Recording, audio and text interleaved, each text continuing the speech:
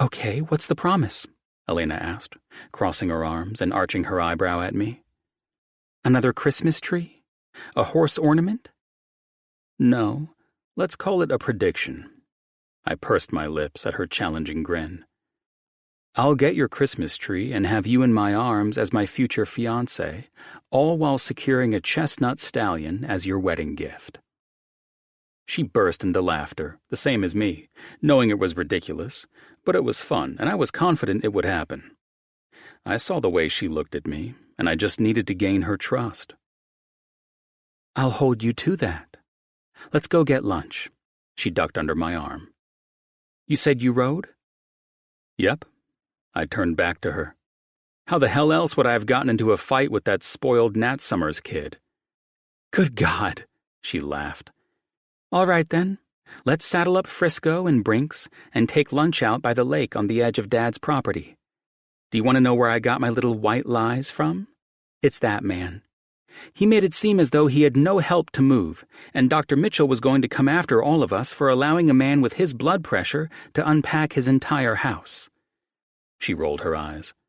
I could have gotten my whole house unpacked today. Well, let's make the best out of your dad misleading you, and then me, into coming out here. I'm curious to learn more about the woman I'm about to spend quite a lot of money on a horse for. On the day that this woman walked back into my life at St. John's, if someone had told me that I'd be on horseback, riding on my way to have egg salad sandwiches with her by a lake, I would have told them they'd lost their minds. Elena was becoming more intriguing to me by the hour. This fun yet strangely romantic affair was more consuming to me than trying to get her into bed. That was saying something for the type of man I'd always been, but I was adamant about locking down a relationship with her no matter what. And I wanted to know everything about her. Elena and I managed to saddle Frisco and Brinks in record time, and as soon as we set off, everything came back, as if I hadn't skipped a day of riding since my teenage years. I smiled and followed the feisty, spirited woman, who encouraged both horses into a race up through the mountainside on a dirt path. This was as exhilarating as bringing my car up to top speeds on late nights when the freeways were clear, and it was as close as it got to bringing my street bike at an aggressive speed while cruising up PCH. It was freedom and an escape, and what better person to do this with than the woman who drew me in more every time I was with her. We climbed up to the mountain ridge, and Elena slowed her horse when a pasture opened up, displaying a small lake with a canoe and dock. All of it seemed like it was from another place. It was hard to imagine we were still in Southern California. I lounged on my side, propped up on an elbow on the blanket Elena had laid on the grass, facing the serene pond, and I bit into the delicious egg salad sandwich that was more than fitting for our view. So, Alvarez, I said, looking at her where she sat, cross-legged and watching the horses graze without their bridles. What's your story?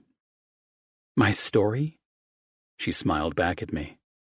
Yeah, I need to know specifics since I'm marrying you.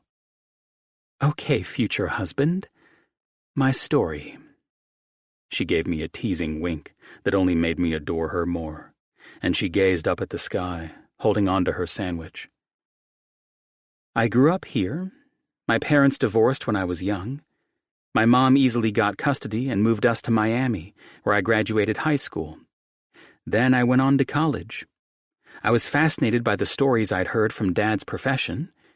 So 2 years into that, good God, woman, I laughed. That's a highlight reel. Well, what do you want to know? I seriously have no idea why you're on this crazy road to marry me anyway. She laughed the laugh that I'd fallen in love with from our very first conversation. You mentioned you were fascinated by your dad's profession. I smirked at her brilliant eyes, which basically affirms that you're already fascinated by me since I'm doing that exact job. Then I decided I didn't want to be a neurosurgeon, she challenged with a bite into her egg salad, giving me a funny expression and crossing her eyes in a silly way that made me laugh. You wanted to be a shrink instead? She reached into the bag of chips she brought and tossed one into her mouth. I don't know. I realized that doing such a high-risk job wasn't quite my style. I would rather be the one to help those who have to deal with the life changes that an injury could cause them. You know, she looked at me, more serious now. It's devastating and could happen to anyone. 1 minute, life is normal, and you're dancing around or driving down the road, and the next minute, you're waking up in the hospital with a disability that you never saw coming. That's a difficult tragedy to deal with.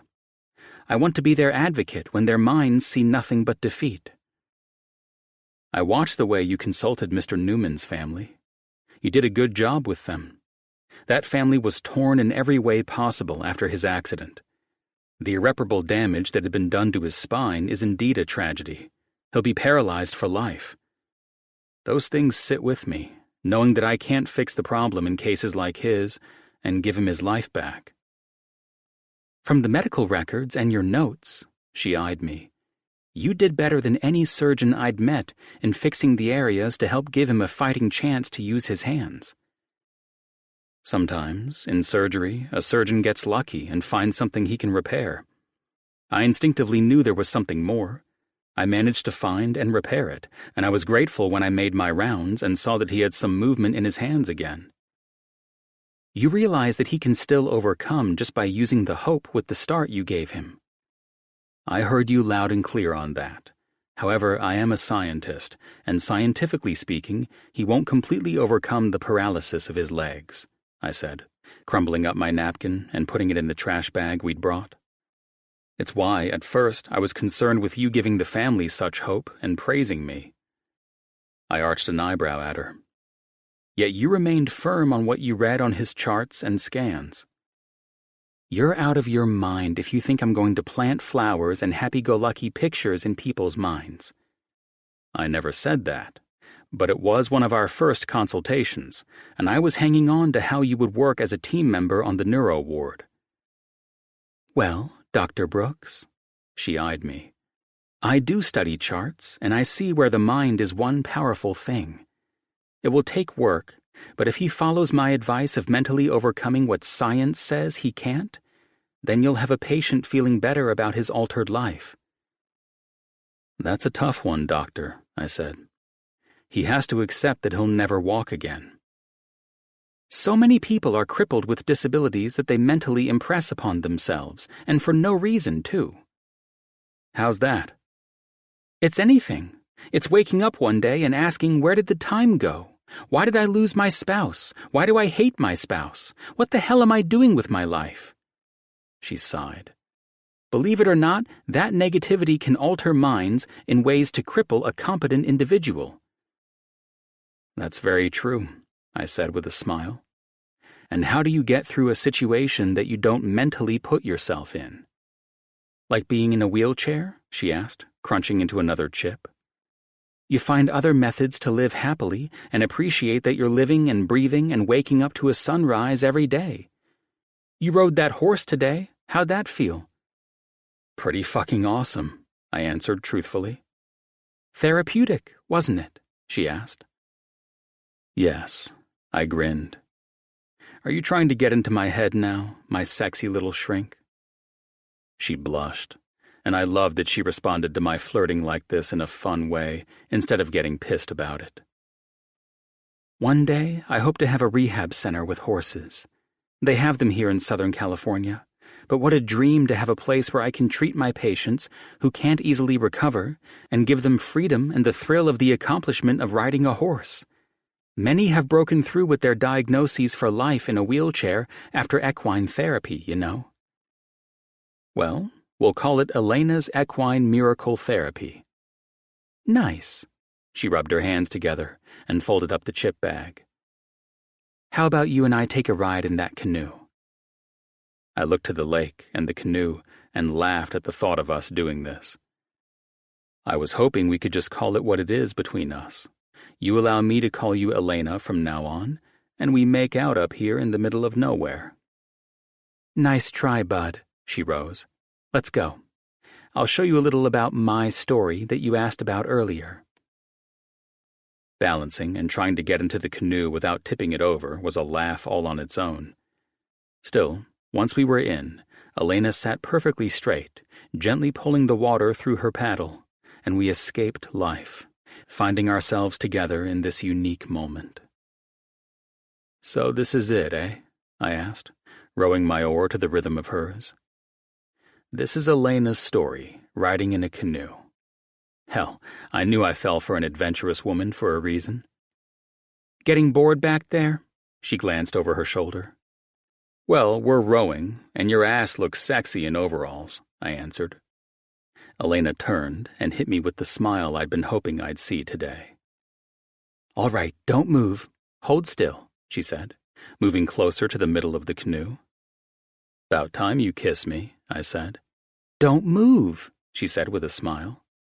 She exhaled, steadying her hands on the sides of the canoe, gripping the rim, and it wobbling in response. I watched in curiosity as she blew out another breath, and then my eyes went from her perfect cleavage to her feet as they started pointing toward the bottom of the boat while she began to bend her knees. "What the hell are you doing?" I asked. "Don't move, damn it!" She laughed, froze, and then I watched in awe as she did some crazy acrobat shit and slowly brought herself to hold her legs up in the air, body completely erect. The woman was doing some crazy handstand by holding onto the rim of the boat. "Jesus Christ," I said, marveling at her and trying to figure out how the hell she'd pulled off this crazy yoga canoe maneuver. "Pretty awesome, huh?" she said, her white teeth brilliantly shining through this upside-down Elena grin. "You're insanely talented." "Want to try it?" she asked with a laugh that shook the boat. "Don't move! Don't move!" I tried to steady the canoe, but made it worse. "Oh, hell," I said, as Elena erupted into laughter, and the boat flipped both of us into the water when her weight shifted. Elena came up directly after me and pinched the water from her nose. I smoothed my hair back and cleared the water from my eyes while I caught the canoe from drifting away. "And you just came up with that? That's some crazy acrobat shit." "I did it all the time up here as a kid. I got bored with floating on rafts and the canoes since the lake is so small, and I got creative and taught myself that stunt. I'm shocked I can still do it." "You're pretty fucking amazing," I said, as I pulled her closer to the canoe, and she pulled herself in before helping me up. After enjoying Elena's personality now more than ever, I was beginning to ache for the woman to allow me in more. She kept my sorry ass at arm's length, and I was as patient as I could be. I loved the challenge, and Elena Alvarez was my greatest challenge yet. I was going to use a little bit of her advice in pursuing her as well. It was a mental challenge, and instead of being pissed as hell that I couldn't so much as seal a deal on a kiss tonight, I'd get that kiss and much more later. Now just wasn't the time. I was about to take off after we got back to her dad's place, but Miguel insisted I stay for his famous Cuban sandwiches. Best damn sandwich I've ever eaten. I swallowed another savory bite after Miguel asked what I thought, then looked at Elena. "Aside from your delicious egg salad today, of course." "She gets that from her mother," Miguel laughed. "And I can cook as well as my papi, too," she teased back. "So," Steve spoke up, eyes bloodshot from whatever he'd been smoking on all day. "Is James Mitchell going to give me a shot to pitch my idea or what?" he asked me, and I instantly felt the previously happy atmosphere at the table disappear. "The DJ thing, right?" I smiled. "Exactly what do you want Mr. Mitchell to fund?" "Me, man," he answered, as if he were the solution to every businessman's problems. "Have you finished college?" I asked, wondering if the kid was serious. "What reason do you think a billion-dollar man and his empire would want to invest in a kid who smokes weed all day and sleeps until the afternoon?" Elena cut me off. "Yeah, the weed thing isn't going to seal any deals for the big guy," I said. "I get you must love music, and I'm down with all of that, but you've got to keep human hours, man." "Exactly," Elena said. I'm at the club making a name for myself, he said. I keep real human hours. I could tell Miguel struggled with his son's life choices by his expression alone, and the way Elena fired up like she was about to eat her brother alive reaffirmed that. Oh, Stevie, please, Elena said, holding up her hand as if to shut him up before she looked at me. I'm sorry about this. Don't apologize. I was once wild and carefree too. You have to be real with yourself, Steve, I said. You have to get your ass back into college. You want to milk Poppy for everything and live here for the rest of your life? Trust me, bringing chicks back to your parents' place isn't ideal. I arched an eyebrow at him. You've got some strong family genes in you. Don't waste them. What's college going to do for me? It doesn't give me any life experience. Life experience, he says, Elena interjected, rolling her eyes. It was painfully obvious they'd had this conversation too many times. You like music and mixing all that up, right? I asked. Yeah, I'm an artist. Then head into college, striving to learn more in an artistic field. You could even do sound engineering, I said. At your age, a lot of people have no idea what they want to be. It's natural, but you've got to take a step in that direction, and it'll come to you. I took a sip of my beer. Yeah, I guess, he reluctantly agreed. Maybe just to shut me up, but whatever. Start small and work your way up. You can't get shit done without a degree these days, so life experience isn't going to help much in the long run. Not anymore. The sky is the limit with grounded dreams and goals. You'll get them. Thank God someone speaks sense, and hopefully the boy listens, Miguel said. Steve stood. Thanks for dinner, Poppy. Nice to see you again, Colin. Later, sis, he said, tapping her on her shoulder. In one ear and right out the other, Elena said, as Steve walked out. Well, it's the first time he said thank you for dinner, Miguel laughed. I'm going to talk to him some more. I swear I will lose my shit if he goes out and clubs all night tonight, she said. Elena left a smiling Miguel and me at the table. She's been up his ass since she moved back, he laughed. And here I have you at my table now, too. He took a swig of his beer. Damn it, Colin Brooks. I want to be pissed off at you for going after my little girl, but I can't. I have to warn you, though. Elena is her own woman. She's made that clear, especially since I can't call her Elena. It's only Dr. Alvarez for me. I laughed. You know, he arched an eyebrow at me. She wouldn't let you this close to her if she didn't have the slightest feelings for you. She's fun and tough all at once. Fire and ice, I smirked. One way to put it, and somehow that sweet daughter of mine thrills my heart to be around her. He leaned back in his chair, beer in hand. Babies are usually born screaming their heads off, he said, and then his eyes became distant. But not my Lainey. That child came into this world with big, curious eyes and a smile as bright as the one she wears to this day. Yeah? I shouldn't have been surprised. Of course she'd be a perfect baby. Lainey's eyes were always searching for something, always dazzling with wonder in them. I knew then we had a special little girl, and I can't fathom seeing her heart crushed. He looked at me with a half-smile. Tread carefully with her, Brooks, he said, with some warning in his voice. She's a wild and free spirit that can't be tamed. She has a soul that strives to see the good in everything and find adventure anywhere she can find it. I have to say that's what captivated me about her, I answered honestly. From the first moment that I saw her, I knew she was a special woman.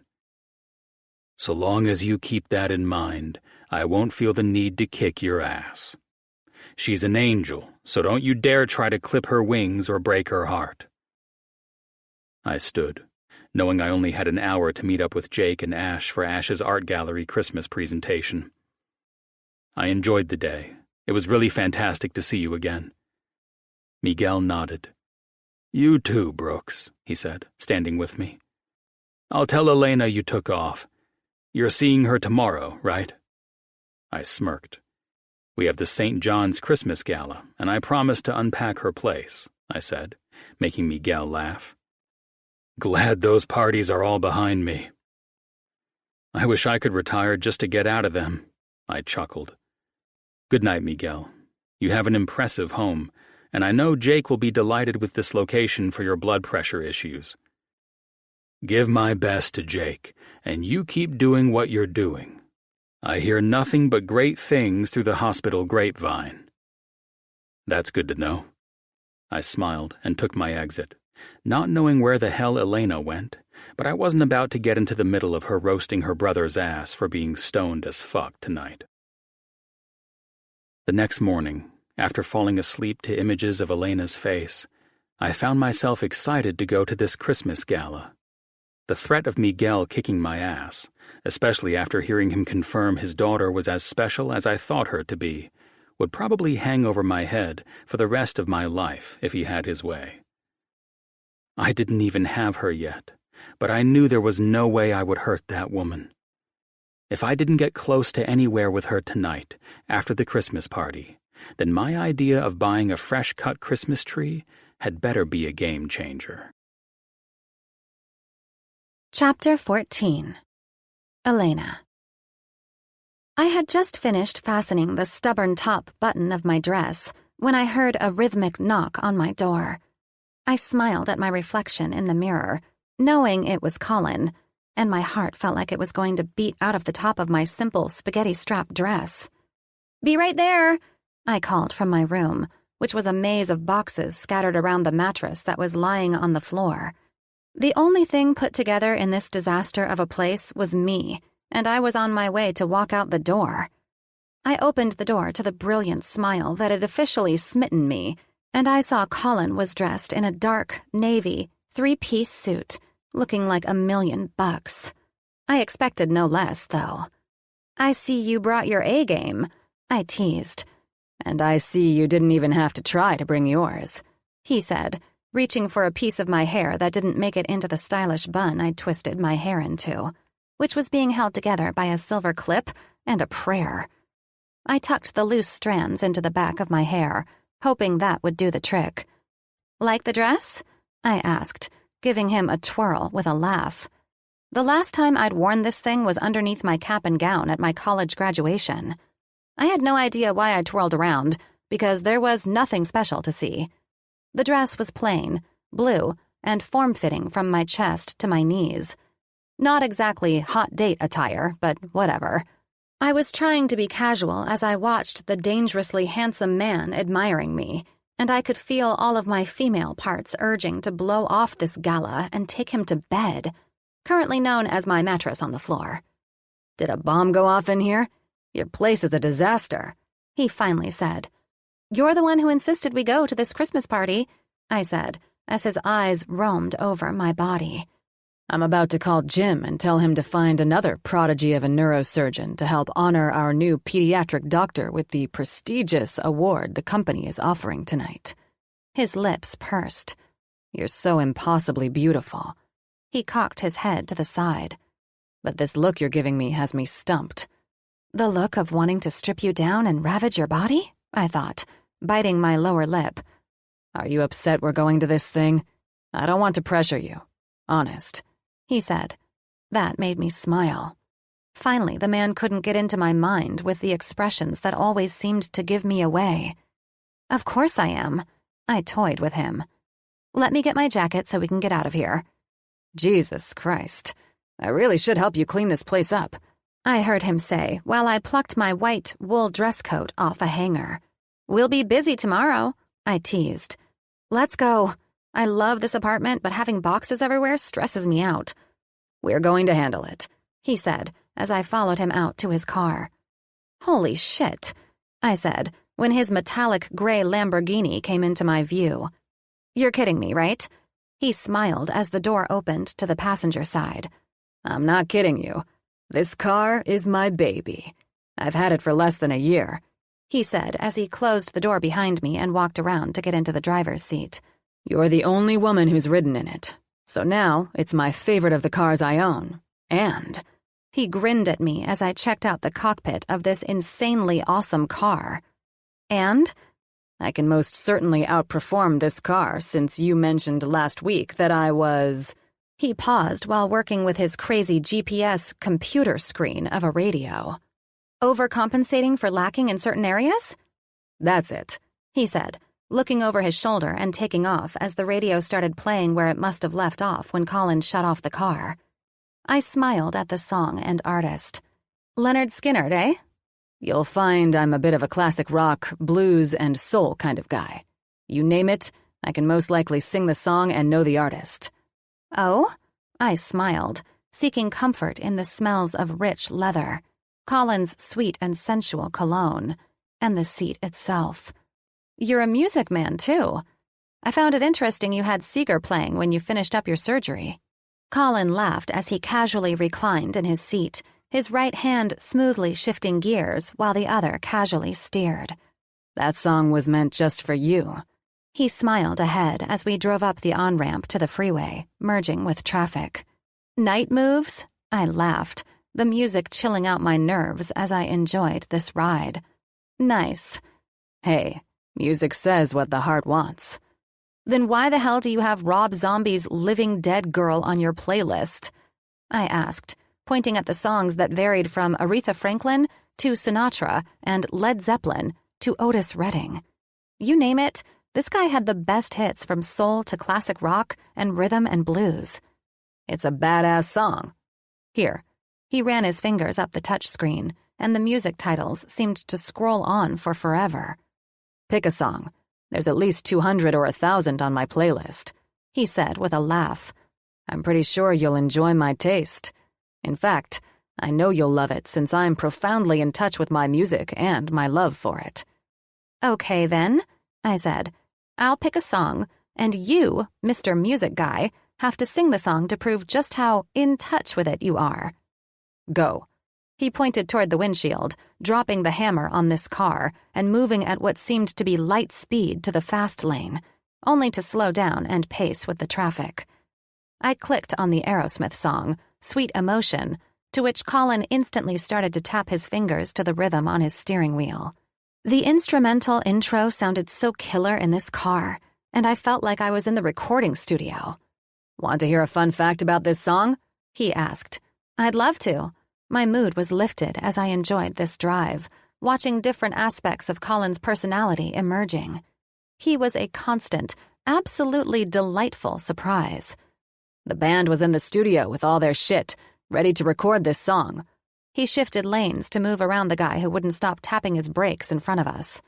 Anyway, he said as the song moved into the lyrics. They had everything set to record, but somehow there weren't any maracas for the intro and the song. Steven Tyler was pissed, but being the genius musician he is, he improvised. Colin smiled over at me. What, did he make that sound with his mouth or something? Colin softly laughed.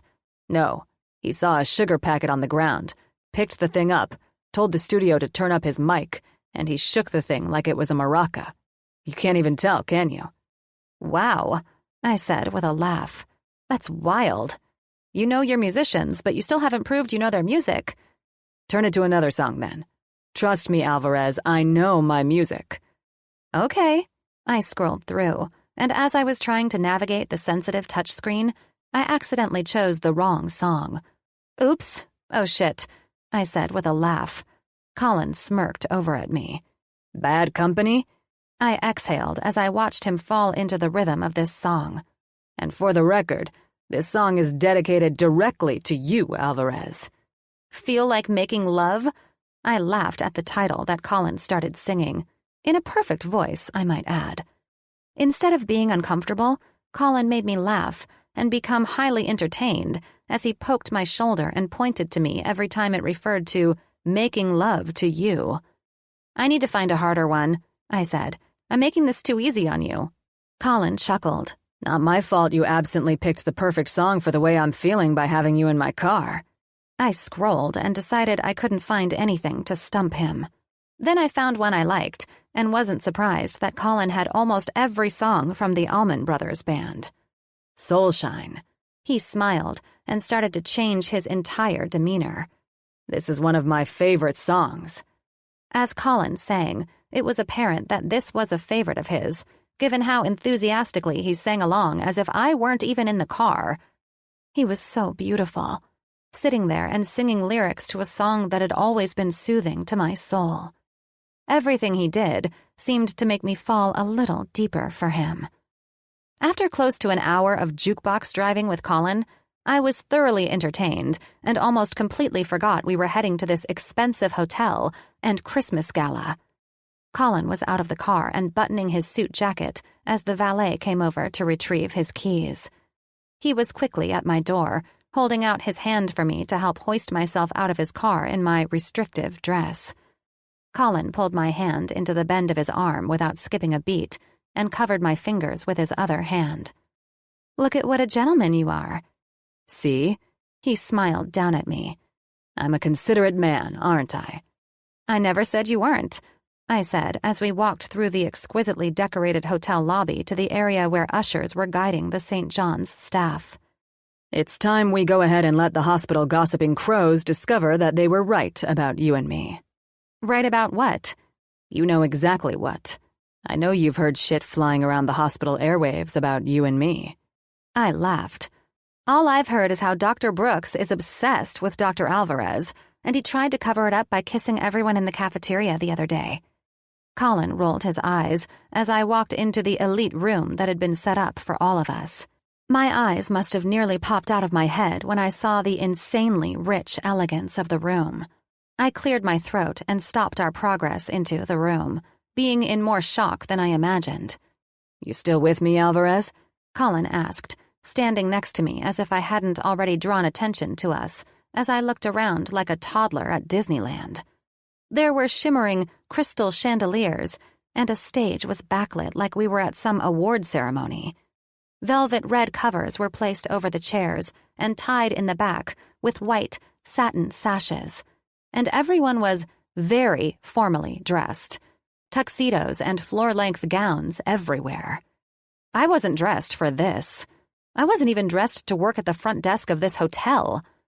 As I took in everything, the realization that I shouldn't have expected anything less almost made me feel like an idiot. I mean, the hospital bathrooms at St. John's looked like they belonged in the Ritz-Carlton, so why would I think I could get away with dressing like I was going to a backyard barbecue? Want to go back to my place and have sex on a moving box? I leaned in and whispered to the tall man standing regally at my side. Unequivocally, yes, he answered. Then I felt his thumb smooth over my hand that was clenching the inside of his arm. Just let me rearrange the ceremony real quick and tell Jim that I'm handing out the final award before drinks are served and the ceremony begins. I'm serious. I am too, he said. Then I looked up into his soft blue and loving eyes. Let's get the hell out of here. I'm only here to give that award, and I don't give a shit when it's given out. He grinned. Especially after you offered me the one thing I've wanted to hear come out of your mouth since I first met you. I exhaled. This is way too formal for me, I finally said, and stepped off to the side. Is the adrenaline junkie afraid of formal affairs? He challenged with an arch of his eyebrow. I'm not appropriately dressed for this, not by a mile. I may as well be wearing flip-flops. If you ask me, you're overdressed for it. He chuckled, and then his lips came to my ear, his warm breath causing goosebumps to spike all over my neck. I'll fix all of that later, though. You're already starting to get nasty looks from some of the staff. He pulled back some and smiled down at me. That means you're doing everything right. If it isn't the two doctors of the night, Jake said, walking up to us. Why the hell are you two standing in the back when you know Jim has our asses planted in the front row? Of course he does, I groaned, and I smirked at Colin and Jake as they exchanged glances, proving I was behaving like a total chicken shit. Fine, take me to the front row, and let's give everyone something to amuse themselves over. What, that you're here with this chump? Jake laughed and glanced out at the room filled with doctors, nurses, various other staff, and board members, the people who breathed life into St. John's. Trust me, there's going to be a lot of pissed-off guys tonight because you're here with this arrogant prick. I chuckled. Let's go. Where are the ladies? Colin asked as we followed Jake, weaving through the tables. If there are any guests in attendance who can keep Dr. Alvarez here until the end of this gala, it's Avery and Ash. Avery's already got our food spread at the table. Jake glanced back at me. You're going to enjoy yourself, he said as he smiled. The gals looked the same way you did when they entered. I saw your eyes bulge when you and Colin walked in. Good to know. And they're sort of used to this, right? I asked. Hell no, Colin said as we rounded a table toward one where I saw Jim, Jake's older brother. They despise this shit. They're just good women to put up with this nonsense when their men need their beauty and support. He chuckled as we arrived at the table, and Jim stood and smiled. I think you remember Jim. This is all his idea to keep us feeling loved by the company that owns St. John's, he said, then pointed to the other man I saw in the observation room.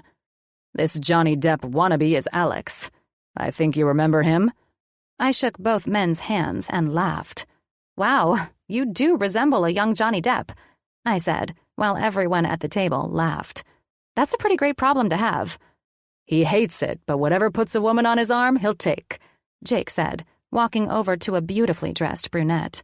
This is my wife, Ash. He looked at the bright-eyed young woman. Ash, this is the woman you've heard about since Colin.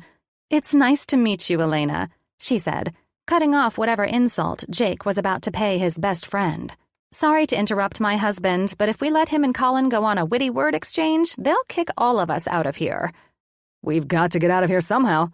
Jake smirked at Ash, then Colin.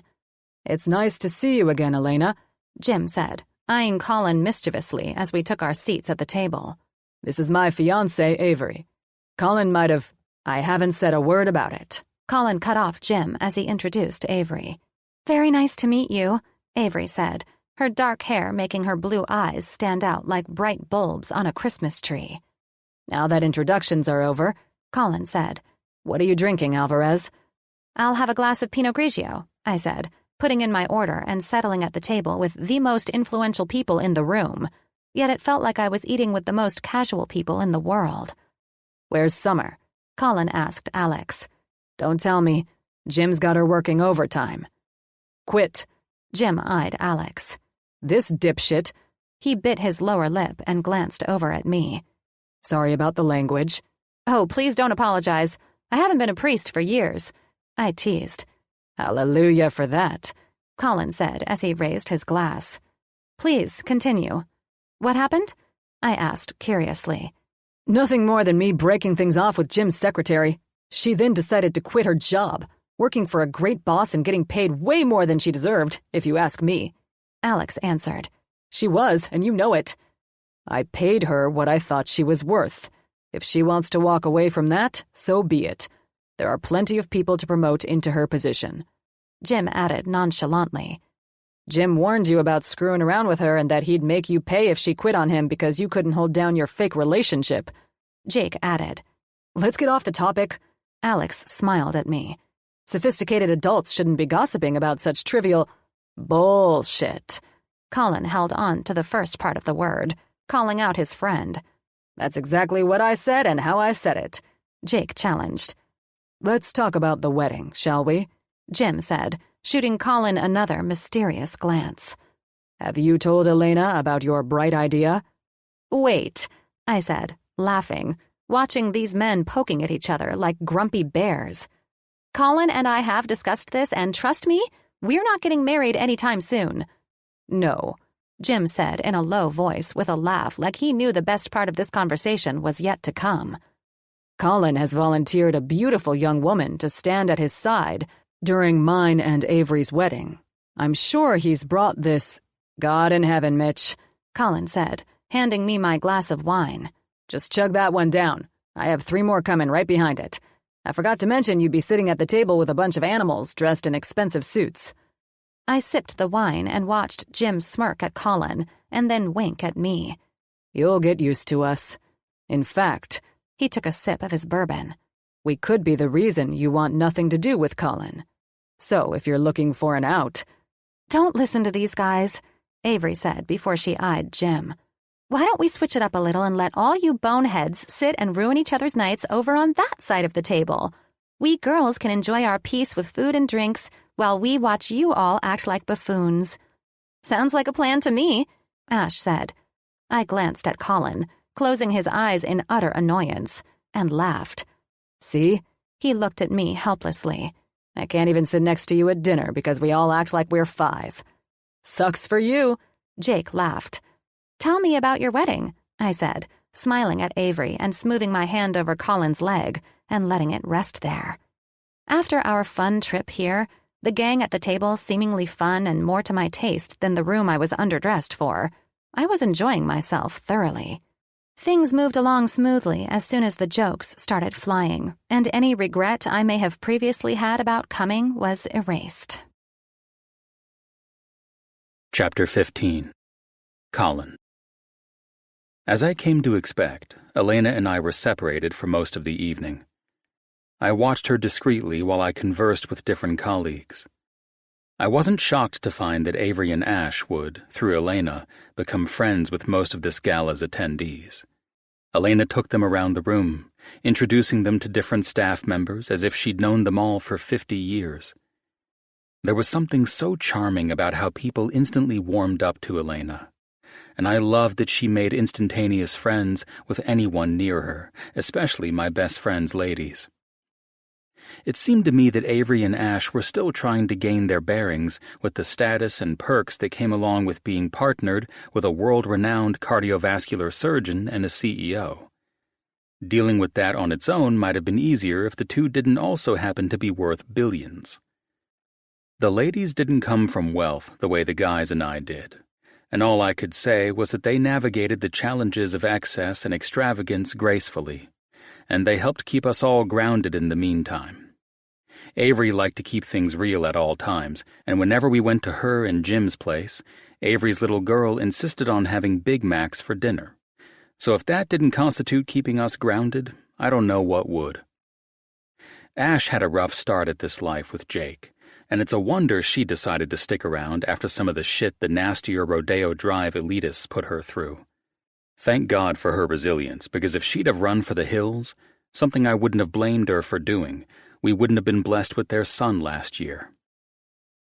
Now here I was, standing with my glass of Tanqueray, watching Elena fall right into place.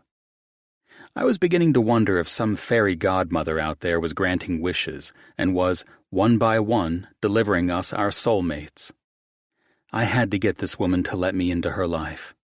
I wasn't the only one besotted by the woman either.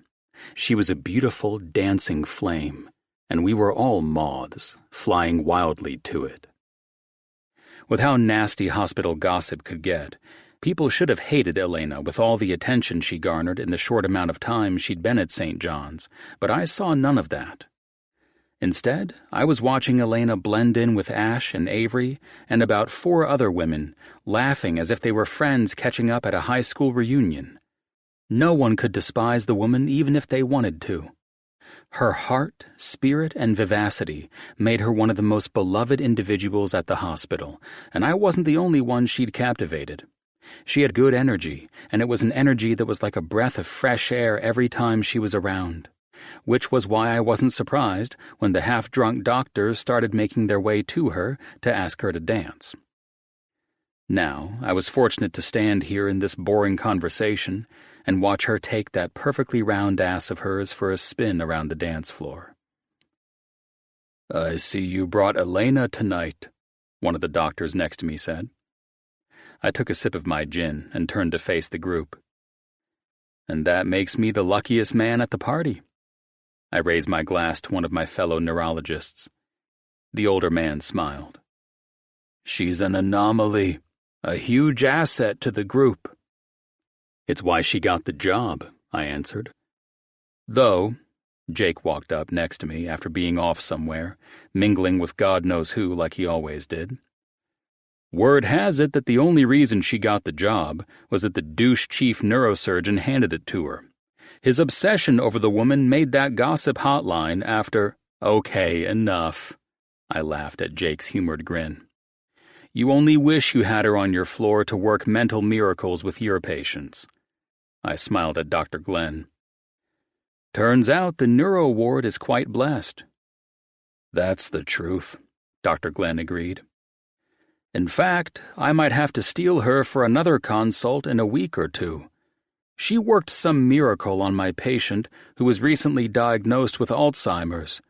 In all my experience, I've never seen someone share a brighter way of accepting it. Wasn't that Mr. Stone? I asked. Recalling this diagnosis was quite tragic for this particular family, as Alzheimer's diagnoses always are. It's why Elena was first in line when she saw the distress on Dr. Glenn's face when he had to meet with them again. Yeah, Dr. Glenn shook his head. I don't know how she does it, but she took over when she saw them struggling as I listed statistics for the family. She has a sixth sense, it seems, for knowing what people need to hear. There's no easy way to break that to any family, much less the Stone family, I said. What did she say? Jake asked.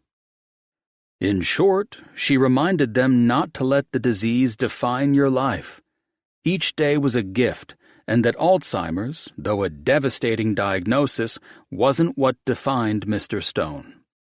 Each of us has something that can take us and try and ruin us, but fighting for what we love the most is always worth it. He shrugged and looked out toward Elena, being spun around the dance floor. To live each day as if he was blessed to have a new day. It might not seem like the most earth-moving advice, but it was what they needed to hear. It's sort of the motto we all try to live by, Dr. Sharon added. But when you think about it, we don't. We all take life for granted. I confirmed that truth. Hell, all day I'm working with aneurysms, strokes, tumors, and shit that comes out of nowhere. You'd think I would personally wake up with that mentality. I know the science, the many complications our bodies can hand us at any given moment, and I still forget to appreciate my health and the fact that I fucking woke up this morning. All I know is that what she said got through to them, and a positive outlook means everything with such a diagnosis. She's exceptionally gifted to know just what to say, Dr. Glenn added. Miguel would definitely be proud, Dr. Sharon said, her beige painted lips smiling widely. His daughter seems to be more than just your average psych doctor.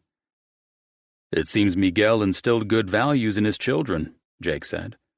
He's done a lot of good, nearly sacrificing his health to make a difference for others. And what does he do? Fucking retires to his horse ranch. Now he's living the good life that his dance machine out there suggests we all do. Regardless of the rumors about his retirement, he didn't give up. He found a healthier and better way to live when most of us don't know how to let go. And he's been able to appreciate what his hard work gave him, Dr. Naroshi added. I miss the hell out of that know-it-all. He nudged me with a smile. Now we're stuck with this joker to consult and beg to attend our surgeries. Yeah, we all know there's no replacing Dr. Alvarez, I said. But I'll do my best to try to live up to his legacy. And yes, I've noticed Alvarez Part 2 out there on the dance floor. Let's all agree that one can't walk around upset without her somehow sensing it and consulting you to turn lemons into lemonade.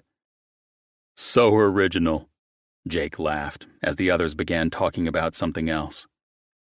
I seriously don't know how you managed your first brain surgery in the room with that woman, Jake added, as we slowly distanced ourselves from the rest, moving to where I could have a better view of her on the dance floor. Thank God I know how to compartmentalize shit, or we would have been in that room for 24 hours with me trying to focus on what I do best in craniotomies. That's what makes you the badass chief on your ward. The ultimate test was seeing if you could handle performing surgery while this woman that you're blindly in love with is in the same room. And I managed just fine. And how are you managing now with that weasel, Waters, dancing slowly with your soulmate pulled tightly against his scrawny body? It takes dumb fucks like him to make me look good, I smirked at Jake. Fuck, how did you pull any of this shit off with Ash? You mean me trying to date her after the press crawled up my ass and exposed my playboy and male slut lifestyle to her and the world? I nodded my head. Precisely. I don't even have my bullshit life experiences on blast, and the woman still keeps turning my sorry ass down. I looked at Jake's grin. What? Dude, you have her, and you fucking know it, he said. She's probably playing it smart and keeping your arrogant ass from hurting her. No. I narrowed my eyes at her, playfully laughing and dancing with the idiot who brought her onto the dance floor. I can sense she's not afraid of being hurt. She's made it perfectly clear that she doesn't worry about shit like that. Then I'm stumped. Maybe she really doesn't like you. Your fancy cars, cheeky grins, and expensive suits. He laughed and eyed me while sipping his scotch. Apparently, your ugly looks haven't even helped you land this woman of your dreams. We're getting a Christmas tree together tomorrow. I pinched my lips together. Fuck, did I just say that out loud? Yes, Jake laughed. A fucking Christmas tree? Shit, you're well on your way to having her cancel all her new patients and pack it up to be in Jim and Avery's wedding. All so you can work your charms on her. Well, the tree will be a symbol of our love, I said, trying to defend my acting like this Christmas tree purchase was practically a diamond ring. You do know what the evergreen tree stands for, don't you? I had to make something up. I'd already blurted this shit out to Jake as if buying Elena's tree was something monumental in starting a relationship. Trust me, man, this is a sacred... Oh, spare me your bullshit, Call. Jake looked at me and shook his head with humor. You might want to let Elena drive you home tonight. You're drunk.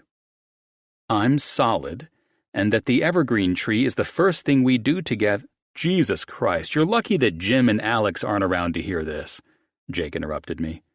You know they'd never let you live it down. He wasn't wrong. I could be corny with Jake, but the other two would never let me hear the end of it.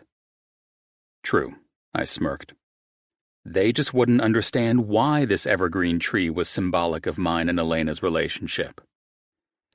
I'm your best friend, who knows you're always full of shit, and I don't even understand what the fuck you're trying to say. So what is it about the goddamn evergreen tree? What makes it symbolic to your relationship? It's symbolic because of what it represents. I bit my lip, wondering how long Jake would play this shit out with me. Ah, and what the hell does it represent? Immortality? Jake was humoring me, obviously, so if he was going to drag this out, I was going to impart some deep, ridiculous wisdom about these goddamn trees to shut him up. Life, I said, biting back my smile. And for that reason, it must be our first purchase. The evergreen tree will officially represent our love and life together. I tried to remain serious. Our everlasting love will shine forth from the tree I buy her. And once again, Jake shook his head, you've enlightened me in ways no other can. I know, I said. So that's why I'm thrilled to have her pick out this monumental purchase tomorrow. All this talk about green Christmas trees has me thinking, Jake said as he eyed me. What if she picks out a brown and brittle one? What's that say about your everlasting and evergreen relationship then? I highly doubt the woman will pick out a brown fucking Christmas tree. I looked over at Jake as we both laughed. Hell, I've never even been to a Christmas tree lot before, but you and I both know she'll pick out a big-ass, bright green one, like everyone else who goes to buy a fucking tree, and that will be the beginning of an everlasting relationship that was always intended to be, I said, laughing at my ability to come up with the stupidest shit sometimes. You're such a fucking idiot, Jake said with a laugh as I turned to leave. Where the hell are you going, everlasting lover man? To request a song and kick this relationship into another gear. I'm ready to leave, but Elena needs something to remember this party fondly. Another dance? Jake rolled his eyes. Didn't help the first time when you did that in Vegas with Dr. Alvarez, did it? It's because the song wasn't sexy enough. It's time to cut the bullshit out and get my lady's head in the game. Speaking of ladies, I think Ash and Avery are ready to get the hell out of here. Avery was promised milkshakes at some diner, and Ash was all about it if they survived the night of dress-up. You and Elena want to bond and enhance your everlasting relationship by sharing a strawberry milkshake? You guys enjoy your night. I'm going to enjoy my woman, I said with a smile. I plan on using the excuse of sleeping over at her place since I dragged her here, and I owe her my help to unpack boxes. You're going to go back to her place to unpack boxes? Jim asked, walking up to Jake and me. Oh shit, Alex said, trailing his best friend. You do like this woman, right? Take her back to your place. I would if her place wasn't filled with the boxes that she's delayed unpacking on my account. I smiled. Unlike you selfish bastards, I am willing to help her move in. Jake's eyes closed in humor. Have fun unpacking, and don't get too addicted to popping bubbles in the bubble wrap. See you all later, I said, waving them off and moving toward the man who was in charge of this trendy pop culture music that I would have hated had I not seen Elena dancing so cheerfully to it. I had to think of a song to set the mood, to let her know I wanted to stay with her tonight. And I wanted more with this woman than friendly kisses on my fucking forehead. I made her a promise I'd outperform the car I drove her in tonight, and I planned on keeping that promise, if she'd let me. Chapter 16. Colin. I managed to use the car ride home to convince Elena that if she didn't let me stay to help unpack a few boxes, then she was staying at my place in Malibu. I didn't have to do too much convincing, since she was holding on to the fact that she was behind on unpacking because I'd forced her to be my date tonight. Perhaps me stealing her away from her dance partner to dance was also part of why she agreed to let me stay. Thank you, Solomon Burke, for being the original artist to bring your heart and soul into the song Cry to Me, because Elena and I nailed that dance with sass, sexiness, and style. If anyone questioned our chemistry after our little dance to that song, they were blind. If Elena still questioned it, however, then I was royally screwed in trying to keep pulling things out of my ass to get her to see it too. I walked into her condo, which was lovely. Still, with my proclivity for having things tidy and being somewhat of a perfectionist, part of me wanted to stay up and unpack these boxes that had been haphazardly stacked through her kitchen and living room.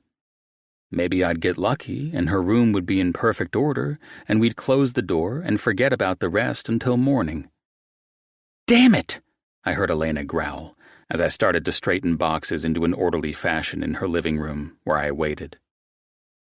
Everything okay? I asked from the wall away from her large living room window.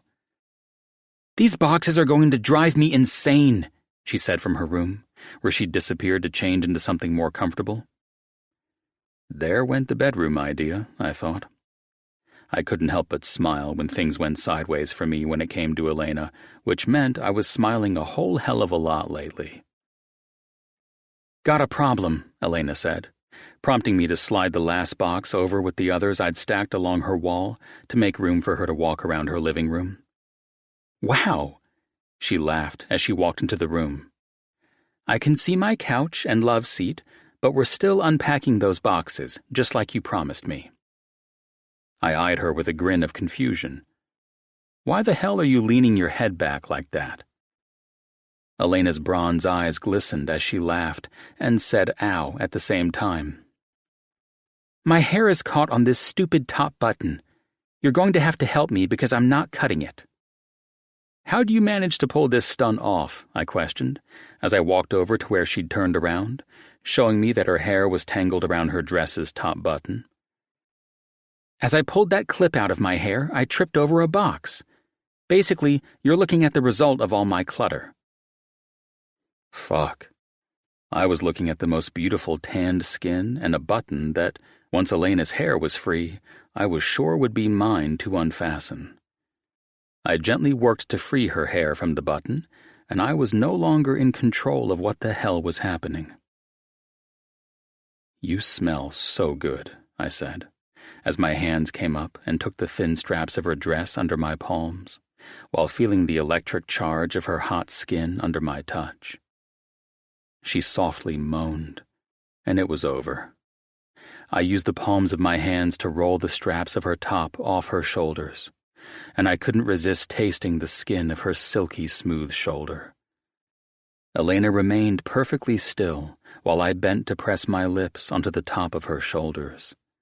A surge of energy, the energy of me, desiring more than I knew I could handle, took over and urged me on for more. Elena's head fell back against my chest as I continued to massage her shoulder with my lips, my hands guiding the top of her dress off by steadily running them down her arms. As I kissed over the top of her shoulder toward her neck, I unzipped her dress, allowing it to fall into a pile at her feet. Elena's moans and sighs and her hand coming up to run through my hair was the permission I needed to be granted to take this where I'd wanted it to go since the night I first met her. I wanted to see her eyes, but burying my face and lips into her neck was enough to pull me into a trance that I would never fight away. I was completely drunk on this woman's fragrance, tastes, moans, and everything I'd been tortured by in my dreams. They were finally my reality. My cock felt harder than it had ever been, and to feel Elena press her back against it was enough for me to explode immediately. Instead of worrying about losing my shit early with the woman groaning in response to feeling how hard I was, I let it heighten this moment I'd waited far too long for. I felt like I was sensationally high on this woman, and I loved how it made me feel. I slid my hand around and felt her nipples harden under my touch, compelling me to suck along her jawline and devour the woman I knew I was in love with. I wanted more. My other hand slid down her flat stomach and toward her pussy.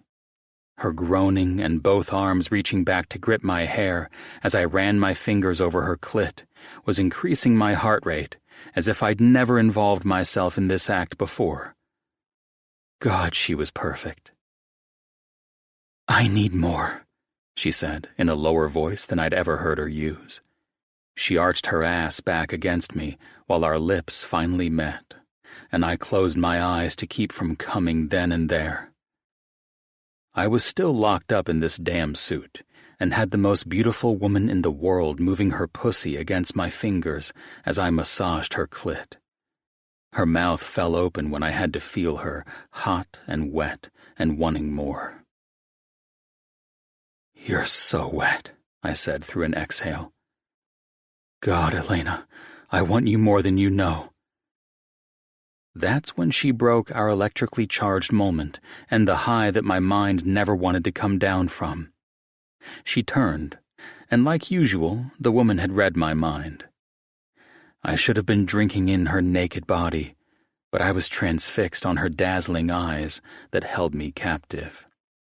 She helped me out of my jacket while I pulled off my tie, and then her hands moved aggressively faster than I anticipated to unbutton my shirt. As I pulled off my undershirt, Elena already had my pants coming off, freeing my dick that was ready for her. "Oh my!" She softly laughed, her eyes meeting mine while I licked my parched lips in reaction to her gripping my cock and using my wet tip as a lubricant to start pumping up and down my shaft. "I'm one lucky girl." I smiled and was able to hold my shit together with her teasing me. "Is this the part where I finally get to call you Elena?" I teased back, only to catch a break to hold my comeback from prematurely ruining everything I wanted with this woman. "Depends on if you can prove whether or not you can outperform that car." "That shouldn't be a problem," I said, hoisting her into my arms and stepping around boxes on the way to her room. "Oh shit, I forgot you don't have a bed." "It looks like I'm fucking you against a wall," I said, as her mouth latched onto my jaw and moved down my neck. "There's a mattress on the floor." "Where?" I asked with a laugh. Was this all part of whatever supernatural joke I'd been cursed with when it came to this black-haired beauty? Where in the Alvarez fort of boxes in this damn room? I tripped over a box, nearly sending Elena's and my naked bodies back against the door of her room. Elena's laugh smoothed over this entire catastrophe. This might not have been how I imagined our first time together going down, but she made everything seem perfect, potentially dangerous or not. "We're not unpacking boxes," I said, finally seeing the mattress that was hiding behind 2 wardrobe boxes. I laid her laughing ass back, and her beautiful breasts transfixed me as they rose and fell to her contagious laugh, her eyes sparkling radiantly with happiness. "Kiss me," she said, becoming more serious than I'd ever seen the woman. "I want you, and I want you now." Everything switched gears, as if we didn't practically climb Mount Everest naked to get to this point. I covered her body with mine and ran my hand over the top of her head as I settled in between her legs that fell open for me. "I love you, Elena." I meant those words with every fiber of my being. I was lost in this woman, and the way my body and mind reacted to her was something I couldn't control. "I love you too, Colin." She caressed the sides of my face. "I've known that for a while. It feels good to say it to you finally." I smiled. And the whole Dr. Alvarez thing? I needed to know who I was taking to bed. "It turned me on too much to hear you say my name the way you say it." My mouth fell open in total shock. Never in a fucking million years would I have guessed that shit. I knew it had something to do with your... I was silenced when she reached between us, captured my cock in her hands, and ran my tip over her slick entrance. My breath caught, and my entire body jolted internally as Elena brought me back to what we both had been waiting for. I took her hands into mine and gripped her wrists while I slowly brought my lips to take hers. I bit at her bottom lip while she moved beneath my body, her arms still caught by hands. She swept her tongue over my upper lip, and this slow-motion way of relishing in our first kiss was the last thing I expected, but goddamn, this was the hottest fucking thing in the world. I was usually more aggressive when I fucked a woman, but I felt the polar opposite with Elena. She was my treasure, my spark of sunshine, my woman, and she was finally letting me in. Every cell in my body knew this and understood to slow things down. The rhythm we'd fallen into was more erotic than I'd ever imagined it could be with a woman. She was delicious and perfect. This was what it felt like to be with the one who was meant for you. Finally. Chapter 17. Elena. Colin's lips were so soft, firm, and sensually flawless as they purposefully claimed mine. He was perfect inside and out. That was confirmed moments before we decided to blaze a trail into my box-filled bedroom. Our near collision into the wall, as I was growing hungrier to taste his kiss, should have put a damper on things. Instead, it was Colin and me, and we laughed our way past that near catastrophe. I loved the fact that, after what felt like a lifetime of putting off this moment, we were now on my makeshift bed on the floor without a care in the world. Colin's tongue was as urgent and as possessive as mine, and I whimpered through this kiss as I slid my hand down his firm body, reaching for his hard cock. I was throbbing and aching to feel him inside me. He groaned into our kiss as I steadily ran my hand up and down his hard dick. He was huge, which added to the perfection of his taut and muscular body moving gently over mine. Without a care in the world, I lined Colin's cock up to my entrance and braced myself not only to feel a man inside me for the first time in too long, but to feel the one man I'd been lusting over for too long. Colin pulled away, inhaling smoothly and catching his breath as he gently pressed his cock inside of me. My hands went over his ass, and my legs widened, my body pleading for this. I kissed along the top of his hard pectoral muscles and whimpered as he stretched me wider than any man I'd ever been with before. Fuck. His hands reached for mine and locked them above my head as I went to grip his perfectly tight balls. Easy, baby, he said in a soft voice before he captured my lips and thrust himself gently into me. Yes, I said in a bit of a screech. This felt painfully good. It's been too long. I loved how his hands grew tighter around my wrists with each movement he made deeper into me. You feel so fucking incredible. I was lost in erotic bliss. My eyes met Colin's glassy ones for a brief second before I felt my insides working up toward an orgasm without me using my hand or clit to conjure up any of these sensations.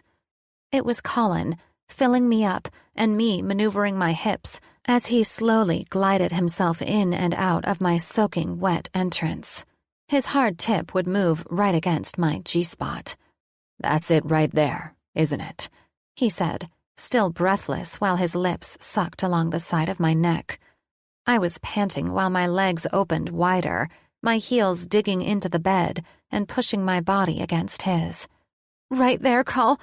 I stopped when I felt it bubbling down with more force than I expected. Oh, God, I said, my chest moving up as I rolled with this formidable force, pushing its way out of me and through Colin's dick that continued to press into my G-spot. Fuck, yes! That's right, baby. Ride it, Colin said, his eyes meeting mine as I smiled in absolute pleasure. Damn, I've walked through hell and back to see this in your eyes. Colin's mouth captured my breast. The man was perfect. He virtually memorized where my special spot was while I maneuvered myself beneath him, fighting against him, restraining my wrist above my head to guide his dick into it. Jesus Christ, I panted out while Colin rolled his tongue in circles and sucked on each of my nipples, hardly moving, but his hands locked tighter around my wrists than before. My body shuddered while the orgasm continued, and I clenched my pussy tight to bring in more sensations than ever. God fucking damn, Colin said, laying his head on my chest, the very last thing I expected him to do in reaction to me coming harder than the first just moments ago. Squeeze my cock. I smiled as I licked my lips. Kiss me, Col, I begged. His eyes were wild with hunger, and I swallowed, given the fact I was nearly drooling, and pulled harder into this sexual moment than I'd ever been with anyone else. I was fully waiting for Colin to fuck me into another frenzy, but he was doing the opposite. Everything seemed as though he were falling into the same sensual moment I was having. We were riding out this whole experience, slowly, and loving every charge of electricity. The angst and buildup were just the beginning, and that was after having 2 miracle G-spot orgasms without involving my swollen clit. Don't move, Colin said, his tongue gingerly sweeping into my mouth, and his movements slower than ever. God, he blew out a breath, pulling his face away. Please don't move a muscle. I understood Colin was doing everything in his power to hold back. It didn't help his personal restraint, since my pussy was fully constricting around his cock in a constant orgasm and pulsating waves of ecstasy.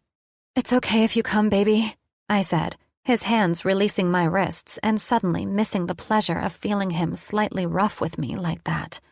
He pulled his face back and tucked his bottom lip between his teeth as his hands came up into my hair. I don't have a condom on, he said with a half laugh. As much as I'd love to trap you into a relationship by getting you pregnant. He closed his eyes. Fuck. Oh, shit. I laughed at how impulsive we were to forget a condom. That's all it took to screw Colin's self-control. Colin was coming inside me before I could react to help him ease out of me.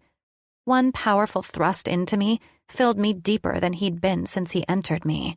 I arched my stomach up into him in response to how amazing it felt to have such a large cock buried inside me. Jesus, this was beyond heavenly. Colin's hands fisted my hair as he pumped harder and deeper while groaning in pleasure in a low, husky voice that I found more than attractive. My body instantly joined the party, and I came as Colin shot his cum deep into me. There was no hating him for this, or even being pissed at this slip-up. We had it coming, and I think we both knew it. I reached for his shoulders, my eyes filling with tears due to the immense amount of pleasure that radiated through me on round 3 of my orgasms. His eyes dazzled with a hunger that I would never let leave my mind. I could never again look at him as just a hot piece of ass.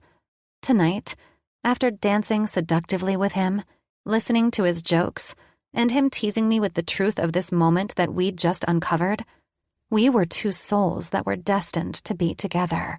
I would never see this man as anything but my man, and a man who, even though he'd been holding back this entire time and I didn't know it, was the best fuck I'd ever had. I used the tip of my tongue to taste his delicious cologne as I ran it up the center of his neck and under his chin, and that's when our mouths fell into a deep and satisfying kiss. I locked my legs around his lower back, keeping him in place as I felt his tight muscles begin to relax. "You're pretty extraordinary to hold back like that and not say a word," I said to him after he laid his head between my breasts, kissing against the flesh of one. "I'm sorry, I wasn't even thinking." "I knew I had that effect on you, Elena." He said my name with more humor than usual, prompting me to laugh now that he had the full rights and privileges of referring to me by my first name. His hand reached for my wrist, and he lifted his head to examine them while pressing his lips into them. "Sorry about the whole holding you down thing. I had to have full control of everything with my dick feeling the inside of a woman for the first time and shit." He laughed. "Getting laid for the first time in far too long, coupled with the fact I'd been envisioning this and impatiently waiting for you to come to your senses to share this moment, took extra concentration." My wrists are fine. I kissed his chin when he repositioned himself for our gazes to meet again. "I'm shocked you didn't come all over my hand when I first touched your sexy dick." He grinned. "That's because, as I just learned myself, I have more self-control than any individual on the planet." "That you do, and I was so stupid to wait this long for you," I said, squeezing his cock and feeling him still inside me. "Ah, you're going to work me into another round like this. I'm feeling nothing but the tight and wet pussy of my Elena, and I'm feeling a recovery period rapidly approaching." "You got another round in you?" I arched an eyebrow at him. "I've got all night with you, my little fucking goddess." "I like it pretty wild," I teased him with a bite to my lower lip. "Is that so?" Colin asked with curiosity in his eyes. "I can go beyond wild and make this the best night of your life. We just had to get my little crippling moment of fucking without a condom on and past the fact that you forced me to wait too long for your tantalizing body." The night was wild and dangerously fun. The guy definitely knew how to take a woman to heaven, let her enjoy the experience, and bring her back down only to repeat it all again. I made sure he knew I loved watching his biceps flex when his arms held me up against a wall, and he pounded his cock hard and fast into me. While we had sex, his expressions were enough for me to keep my hands off myself and allow for his cock to work my G-spot. This guy was hot without the sex, but add the sweat, all-night sex, the delicious taste of his kiss, and his salty, muscular skin while in the middle of a mind-blowing orgasm, and I never wanted the sun to rise. I never wanted our bodies to separate. Hell, I'd never been this addicted to sex before. Colin just became a drug that would keep me longing for more of his aggressive sex, his gorgeous eyes, and his stunning face as it twisted into a beautiful expression just before he came. It didn't take long before we both realized we were still human and needed some sleep if we were going to function tomorrow, unpacking boxes and making this place livable. The next morning, Colin took off to pick up some breakfast after taking a shower with me and changing into a pair of jeans, a simple shirt, and a black leather jacket. His hair was tousled in a messy and trendy way before he slapped on my favorite cologne of his. I shouldn't have been surprised when I spied that it was Tom Ford who'd captured the perfect fragrance of an exotic beach with the undertones of something crisp and light, instead of bold and musky. This cologne seemed to capture Colin's personality, and it was delicious to taste as he ravaged my body all night long as well. I heard my annoying cell phone alarm blaring from the kitchen, prompting me to leave the bathroom after I finished drying my hair. I pulled my favorite soft, red sweater over my tank top and walked out to shut off my damn phone. I had no idea how I'd accidentally set the alarm in the first place. What the hell? I thought, searching all over my kitchen for my phone that was nowhere to be found. The alarm went off again, and I laughed when I realized it was Colin's phone. And if he and I were going to survive this relationship, he was going to change his ringtone immediately. I couldn't have that ingrained panic reaction to an alarm every time his phone rang. I saw Jakey was calling in, and I figured I'd leave it for when Colin got back. Glad to see the guy wasn't in a full-blown relationship with his phone, and, like me, he could shut the stupid thing off and put it out of sight when he wasn't working. The stupid phone went off again. Jakey obviously needs to get a hold of Colin since he's blowing him up 5 times in a row. Just because you had the best sex of your life with Colin doesn't mean you're at the answering each other's phones stage of the relationship, I softly said to myself, pushing the phone off to the side. The phone instantly rang again. Fuck my life. What if something is wrong? Jesus Christ, Jake Mitchell, you're forcing me to do this, so this is your fault, I thought, before I mustered the courage to answer the phone. Something I never would have done if I didn't know the person on the other end of the line. Hello? Jake, it's Elena, I announced skeptically. Is everything okay? Elena, did you guys get married last night or something? Already taking his calls? He teased. Not quite, I laughed. He's out getting breakfast and he left the phone. I wouldn't have answered, but you were blowing it up and I didn't know if something was wrong, not to mention the fact that his ringtone is the sound of my alarm, so I was psychologically abused for the last few minutes and it needed to stop. Speaking of psychological abuse, Jake said, you left your clutch at the gala last night.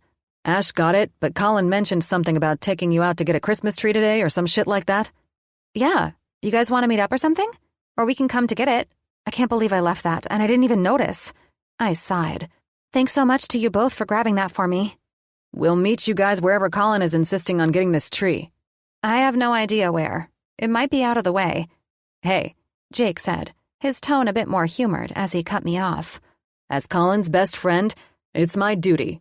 To him, of course. Of course. I smiled at the way Jake was talking. Well, he takes his love for these everlasting trees seriously. You mean evergreen trees? Yes, exactly. And that's the problem. I'm telling this to you because I know that Colin would never dare put you in this position, being so young and in love with you. Okay, I said, going along with whatever the hell Jake was talking about. Well, this is the deal. And seriously, you know how the genius billionaires are always a little quirky, right? Right. Like how some of them like to hunt human beings for sport? That kind of quirky? I teased. Well, he's probably got a good 5 to 10 years before he starts doing that. But we'll cross that bridge when we come to it, he said, laughing and continuing. As I was saying. Yes, please elaborate, I said. Okay, so it shouldn't come as a surprise to you when I tell you Colin is only ensuring you get an everlasting green tree because of love and shit like that. More importantly than even that, Colin has always felt sorry for the poor trees that were cut too soon because, I don't know, they might not make it to see Christmas. You're kidding me. Colin has a thing for cut evergreen trees? Has since we were kids. Finds it tragic when they turn brown and won't make it into a home for Christmas because of their ugliness. I pinched my lips together when Colin walked in the door. "It's Jake. You left your phone here." I cringed. "Put me on speaker," Jake said. I did. "What's up, asshole?" Colin said. "You knew I'd be busy today, and now Elena is forced to become my secretary since I forgot my phone, and you were probably blowing the damn thing up." "Yeah, well, I don't think Elena is complaining since you left her head spinning after that sexy tango last night, making her forget her handbag and phone on the table." "Oh, shit." Colin looked at me, setting what smelled like a delicious Mexican breakfast on the table. "Thanks for grabbing that. We'll head to your place and grab it after we get the tree. Or now?" Colin looked at me. "We're going to meet him at the Christmas tree farm." I smiled. "Apparently picking out this tree is a pretty big deal for you at Christmas time." "Hell yeah, it is," he said, making Jake laugh. "I was just mentioning to Elena the everlasting tree of love and how much it means to you," Jake said, as Colin rolled his eyes and unwrapped a burrito for him and one for me. "Good. Then she'll know exactly why this is our first shopping experience together." "Absolutely," Jake said, while I was starting to wonder if Colin really did feel sorry for the trees going brown too early and not getting chosen to go to a house for Christmas. Both men had their serious doctor voices going too strong for me to discern if this was a joke or not. "Elena gets to pick the tree," Colin insisted. "I ensured she knew what it meant to your relationship, man," Jake said. "You can thank me later." "Great. We'll meet you at—" Colin trailed off, chewing on a bite he took from his burrito and searching up tree farms on his phone. "Found a place," Jake said. "There's one right in the middle of where we are in Malibu this weekend and where you two are in L.A. "Where?" Colin asked, while I worked to devour my burrito. "No joke. This place is called Everlasting Holiday Trees. See you there. Send me the link, dummy, and we'll see you there." Colin rolled his eyes. "What's with the whole everlasting tree stuff?" I asked, pouring salsa into the top of my burrito. "Evergreens?" He shrugged. "They don't last forever, so it's sort of difficult to grab a good one before they toss the poor sucker into a chipper for turning brown." I covered my smile. I had no idea what the hell to think. Was I high on this man for the fantastic sex from last night, or was he charming me with his Christmas tree savior syndrome? One thing I knew for sure was that I was in love with the guy. Chapter 18. Elena. Colin and I unpacked the kitchen in record time. This man was saying that I was his other half, and I couldn't have agreed more. He and I seemed to have this knack for things going in their proper places, and we worked in harmony, getting everything in its place as though we'd lived together forever and knew each other's preferences.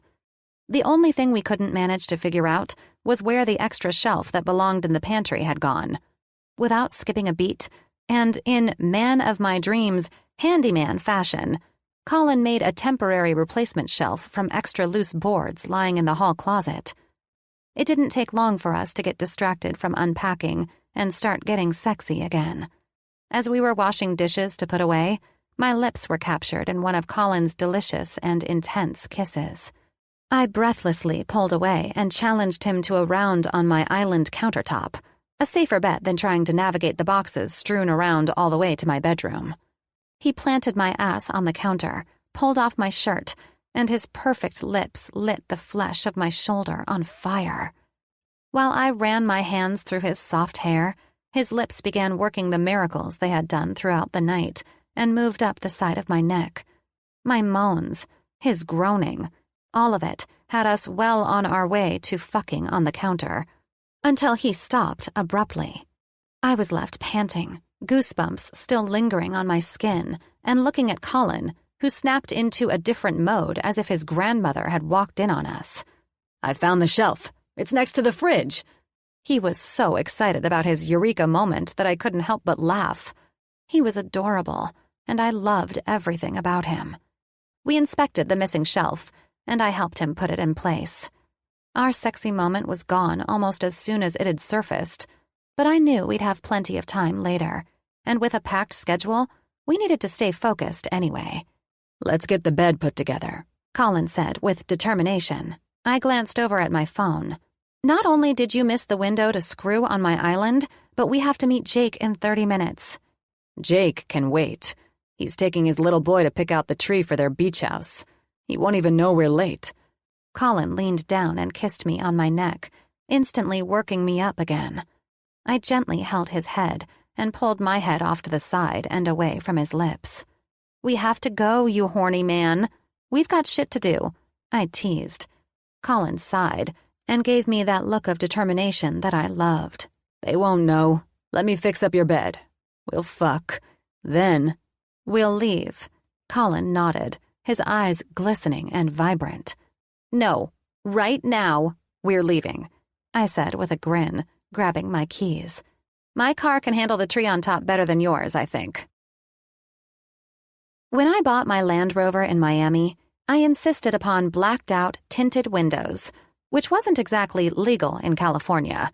I never thought the perk of no one being able to see inside my car would come in handy until Colin started unzipping my pants as I drove. Colin knew precisely what he was doing when he rerouted my GPS to take this alternate, 2-lane route through the hills and back down into the city. He made me laugh at first because I thought there could be no way he could get me off while I drove, but he did. He was not only a miracle worker with his smooth and patient movements in surgery, but these hands were gifts for a multitude of other things as well. Fuck. I stretched out my arms while his fingers slid from my clit and found their way into my soaking wet pussy. That's it, Colin said with humor and huskiness, kissing me all along my neck. Let me have that spot, baby. Thank God for cruise control, guiding us at a solid 50 miles per hour. My eyes begged me to close them and enjoy this, but the adrenaline of having to focus while driving as my man got me off was heightened, making this daring adventure one for the books. I spread my legs and gripped the steering wheel tighter when Colin's fingers glided into my entrance without anything to slow them down. You're so fucking beautiful right now, he said, pulling hard against my G-spot with his fingers. Come hard on me.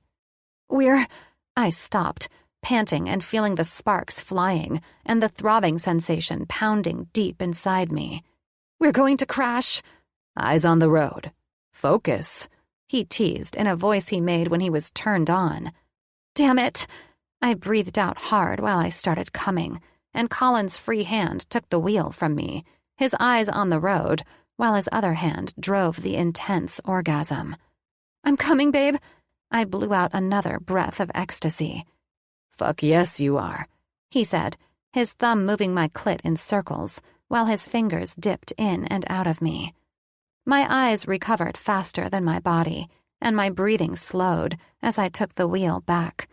Holy shit, I said, softly laughing in disbelief that we'd pulled this off. You look so hot, and I'm harder than a fucking rock, he said. You deserve that, I said, rearranging myself, checking the rearview mirror, and thanking God that my windows were pitch black from the outside. That was unbelievable, but we could have been pulled over, you horny goofball. Your windows are black as night, my sex goddess, he said. No way anyone saw that. No, I mean, we could get pulled over by a cop for those black-as-night tinted windows. I need to fix them before I get a ticket. But would it have been worth it? I glanced over at him as he relaxed into his seat. I hope you have that hard-on all day, I teased. You realize people would judge us for how irresponsibly you just behaved. I wasn't hearing a whole lot of protesting a few minutes ago, and what I did was take care of my woman. And if we got into an accident? Not a chance, he confidently said. I was ready to take that wheel in case you drove over the line or off the side of the road in ecstasy. Brakes? The car brakes on its own, just like it accelerated with cruise control on its own. Any other reasons as to why you're going to try and fight me taking this same route home? He reached his hand over and rested it on the back of my neck. Because I'll be driving, he teased, leaning over and kissing my temple. Well, I have a rule against drinking and driving. I smirked at him. That includes bodily fluids from my boyfriend who thinks it's okay to screw around and drive while impaired on the road. Fucking finally, Colin said, throwing his hands in the air. Did I miss something? You have officially proclaimed that I'm your boyfriend. he said triumphantly, his thumb rubbing the side of my neck where his hand came to rest. It only took getting you off like this to make you speak the truth of what you've wanted this time. He looked at me with his usual Colin smugness. You're welcome. The fact that you got me off while driving to this Christmas song? I stopped and laughed, hearing Grandma Got Ran Over by a Reindeer playing in the background.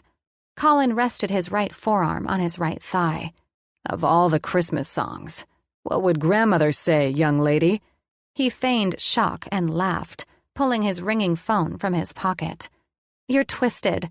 Stop ruining Christmas music, I said, unable to hold back my laughter. I'm not ruining Christmas music, I heard Colin say into the phone, not sure if he was defending himself to the person on the other line or me. It's Elena. She says my angelic voice is ruining Christmas music. I rolled my eyes. God only knew who he was bullshitting on the other line. Jake wants to know if we should allow me to sing "Oh Christmas Tree" after you pick out our everlasting love tree when we get to the tree farm. My eyebrows knit together in confusion.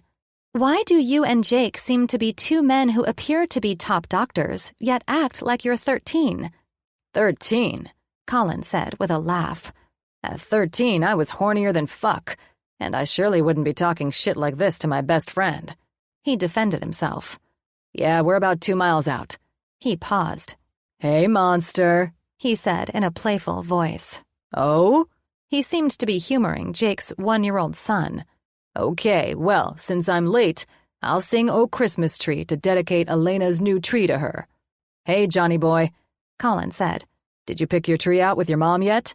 He paused. Ah, cute. Well, you look around some more and we'll be there in a few minutes. You will sing that song, I laughed. You owe me. Quite the contrary, Elaney. He used my nickname and made me love it even more, hearing it come from his mouth. You owe me, he said, grabbing the wet wipes I always carried in my car, and he cleaned his dirty, sinful hands on them. I laughed. I pick our everlasting love tree, and you're singing the dedication for it. Might I ask who let you in on the Christmas tree being our everlasting love tree? He questioned as I pulled into the lot. I parked next to a black version of my Land Rover and leaned over to kiss Colin's lips. Doesn't matter. It sounds like something you'd come up with. Let's go find our tree. The Christmas tree farm kept the Christmas music loud and cheerful. Little houses were everywhere and crafted to give you the feeling of being at the North Pole, and each tree was adorned with a beautiful red bow on it. The white fencing was wrapped with red ribbons to create a candy cane effect, and I had to admit, the Christmas spirit was alive and well. "Uncle Colin!" I heard a toddler, a tiny clone of Jake, dressed in Levi's and a black hoodie, manage to say as he ran up to Colin. I watched in admiration as Colin crouched down, and the next thing I knew, the full force of the toddler's energy was transferred into Colin's arms as the man flipped him over and landed him on his shoulders. John laughed while Colin greeted Jake's smile. Sorry we're late, jam on the freeway. Hey, Jake held his hands out. Explain that to the one little boy who doesn't like the dude sitting in Santa's chair or the elves who are helping kids up to his lap. Colin reached up to where John squeezed his hair into fists. Are you afraid of Santa? He asked. We need to fix this immediately. He's grumpy, John said in a voice that was very well articulated for a 1-year-old. So are the mean elves. A bad Santa? I asked when John's vivid blue eyes met mine. Should we get our tree from another place? We should save them, he said. Jake snapped his fingers and laughed. Save them it is. Jake smiled at me.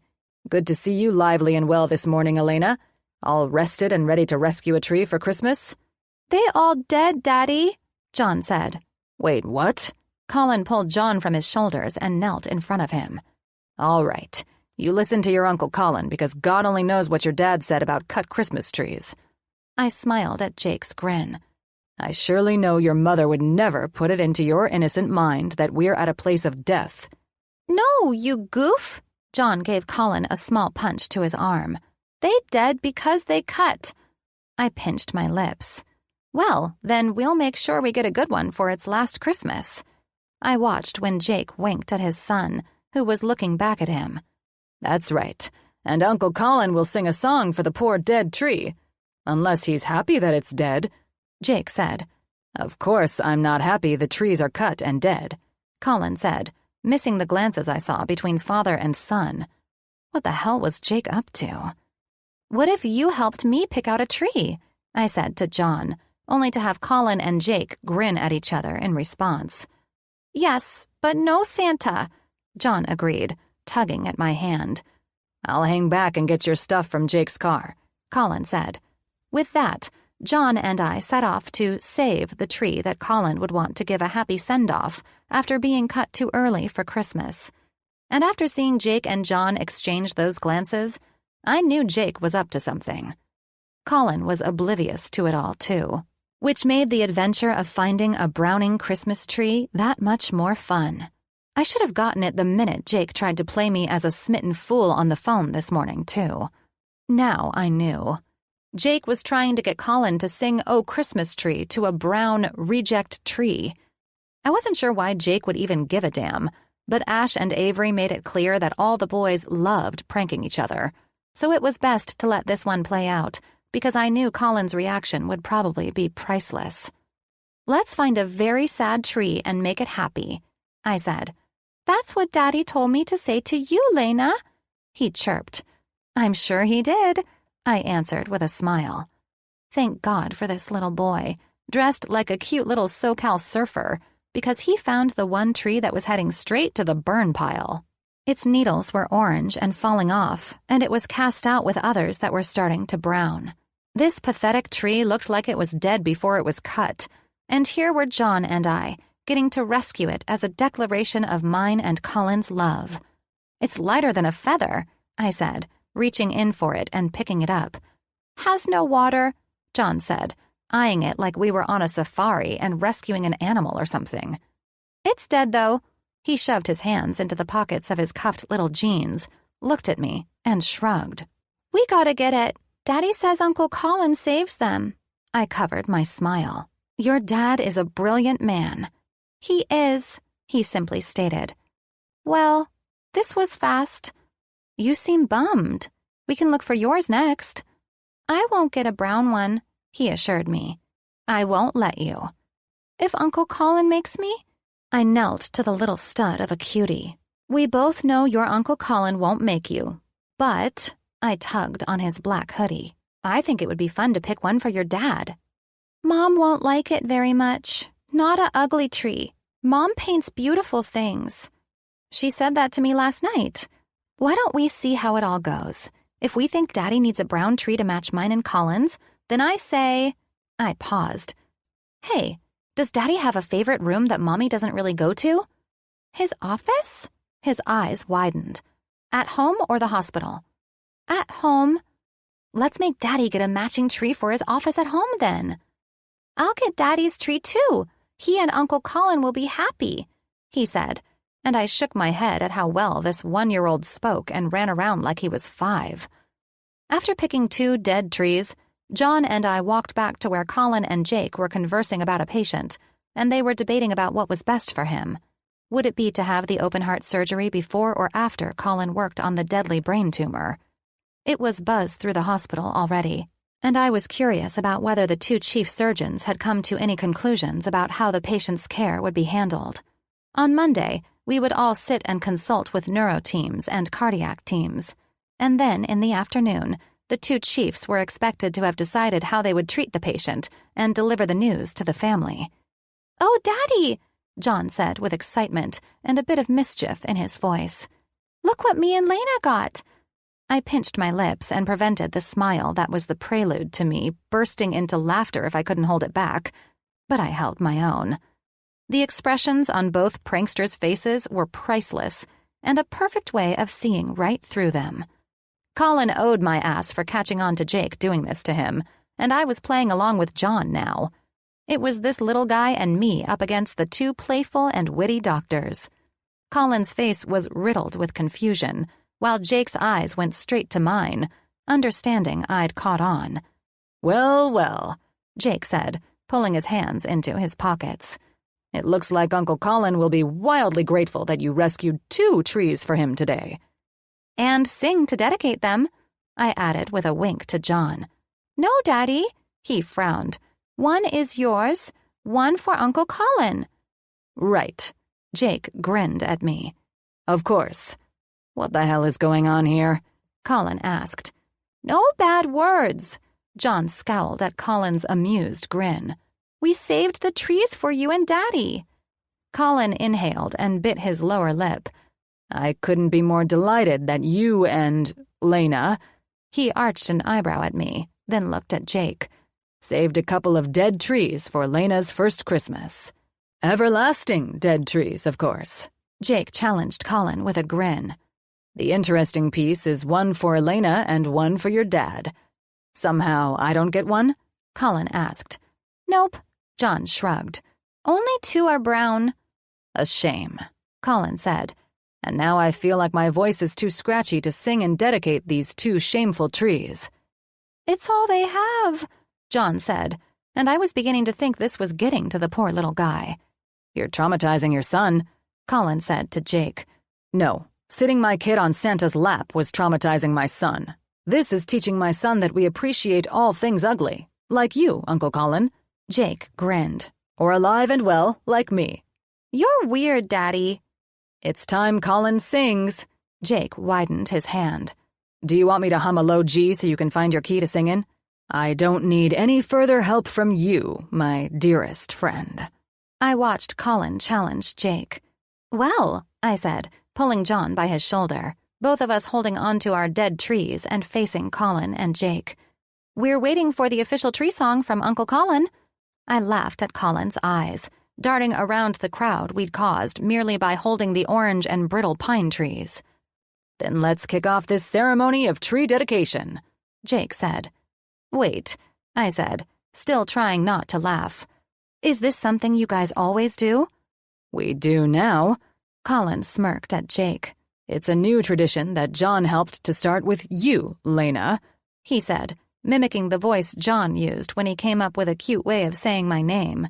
Every year, we come to get everlasting trees and rescue a brown one and dedicate one through song.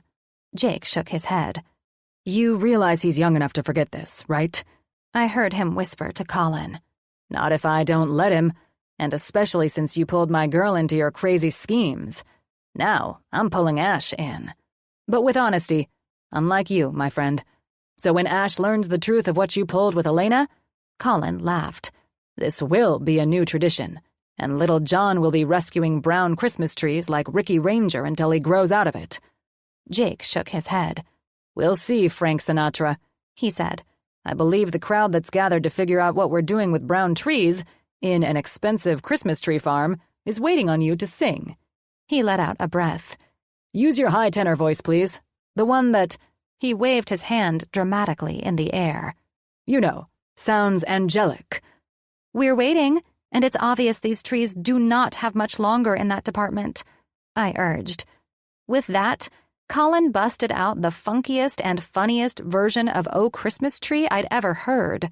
He sang and danced around, and John giggled uncontrollably.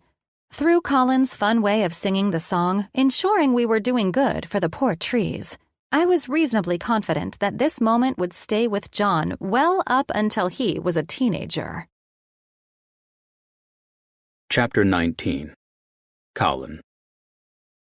After our Christmas tree farm experience, all the way up to the time we left to come home, Elena had gotten a good dose of mine and Jake's goofy, yet hilarious, if you ask me, brotherly friendship. The only one who'd missed out on today's shenanigans was Ash, who'd had to work at her gallery. If Ash knew I would serenade everyone at the Christmas lot with dedication songs for brown Christmas trees, however, I'm sure she would have closed up shop for the day. I have to admit that I never saw that one coming either. God knows what Jake had put in Elena's brain about me and trees, but I was nothing if not a man who always followed through on a gag. We've unpacked almost everything, Elena said, as she lay curled into my body on the couch. I have to say this was the most hilarious and productive day since I moved back to California. Except we forgot one thing." She paused and covered my hand that had been resting under her shirt and massaging along her stomach. I said, engrossed by some show she'd put on the television earlier. "Dear God." She sat up and looked back at me. "You're already a boring man." "We just finished eating and decorating the tree." I smiled at her and cupped her chin between my hand. I brought her brilliant, smiling face down to mine and captured her lips in a slow kiss that woke up my cock. "And it was your idea to turn on this chick flick Christmas movie that I'm now addicted to." Elena threw her head back and laughed. "Stay right here," she said, popping up and moving through her well-decorated condo. I loved the view from this place. She'd managed to land a second-floor condo in a perfect location, and it even offered her a view of the ocean. The place felt warm and comfortable, and those feelings combined with unwinding on the couch without a care in the world and Elena in my arms. It was perfection. I'd imagined we'd be fucking all over the house until sunup, but instead we were watching some Christmas movie that was totally predictable, corny, and oddly addictive. "Gotcha!" she laughed. I sat up and moved the throw blanket off of me. "What?" I narrowed my eyes and smiled at her as she walked through the living room, holding up her phone. "Are you FaceTiming or something?" "I snatched a few pics of the sexy doctor lying on my couch without his shirt on, staring intently at the Christmas tree." "You've lost your mind, Lainey," I teased with a laugh. "You're not really—" She nodded with her lips caught between her teeth. "Videoing you for the hell of it. I got you on my live Instagram feed at the tree farm today, too." Her laugh escaped as she tried to remain serious, but I could tell she was thinking about my song for the brown trees and the shit I made up for John to hear the toddler squeal with delight. I sucked in the side of my cheek between my teeth. "Baby, gimme the camera. Or phone. Whatever the hell you're using to blackmail me with later." "Nope," she teased with the smile that melted every defense I had about wanting not to be captured on film looking like a sap. "You're not getting anything. This part is all mine." I narrowed my eyes at her. "Okay then," I said, humoring her and loving this woman more with each passing second. "God only knows what will happen to this poor little rich girl on your show and the cowboy who runs the local feed store that her company is trying to shut down." Her eyes widened as I moved toward her. "God only knows?" Her eyebrows rose playfully. "What if this Lacey chick decides to take the side of the large firm she works for and closes down the entire town?" "Her name is Lucy." She arched her eyebrow at me. "And I guess we'll never know if she's going to ruin her fling with Brian by siding with big business." I glanced over at the television, smirking when I saw the snow starting to fall in the movie, the characters distressed by the decision to be made by the classy businesswoman in the country town. "I say she goes for it with love over money." "Is that so?" Elena laughed as we stood in somewhat of a silly standoff. "But will he forgive her?" For coming back into town, rekindling their childhood sweetheart love, and then having to choose between him and money? "Yeah." Elena looked past me to the television. "It sucks to suck sometimes." Speaking of sucking, I pulled her into my chest with a laugh. "It's time to delete videos on social media and on that phone of yours. I can't be immortalized in such a pathetic way." "Hell no." She popped up on her toes and kissed my chin. "It's time for you and me to take a selfie with our new tree." A selfie? I felt like I was on another planet. I was a neuroscience geek who performed surgeries and took on insane challenges in the brain and spinal department. I was not a selfie-taking social media user. "Oh my God," Elena laughed. "We need to get you out of the hospital world and into the fun, real world. I have all my friends from Florida on Instagram, and I love sharing pictures of what I'm up to." I'm sure the entertainment was riveting today with my live performance of a dead tree dedication. 2 dead trees, she chuckled. Come on, throw your shirt back on and put this on. She placed a white fur and red velvet Santa hat on my head. We're taking a Christmas picture with our tree. I exhaled. Where the hell did you get this, you sneaky magician? Pull it out of your ass along with these sudden new things I'm learning about you? You love it, and I know it. I see it in your face. I pulled on my navy blue long-sleeved shirt, not missing a second of acting fake annoyed. I'd never given a damn about the holiday season until now. These simple little things that brightened Elena's smile were things I'd never experienced.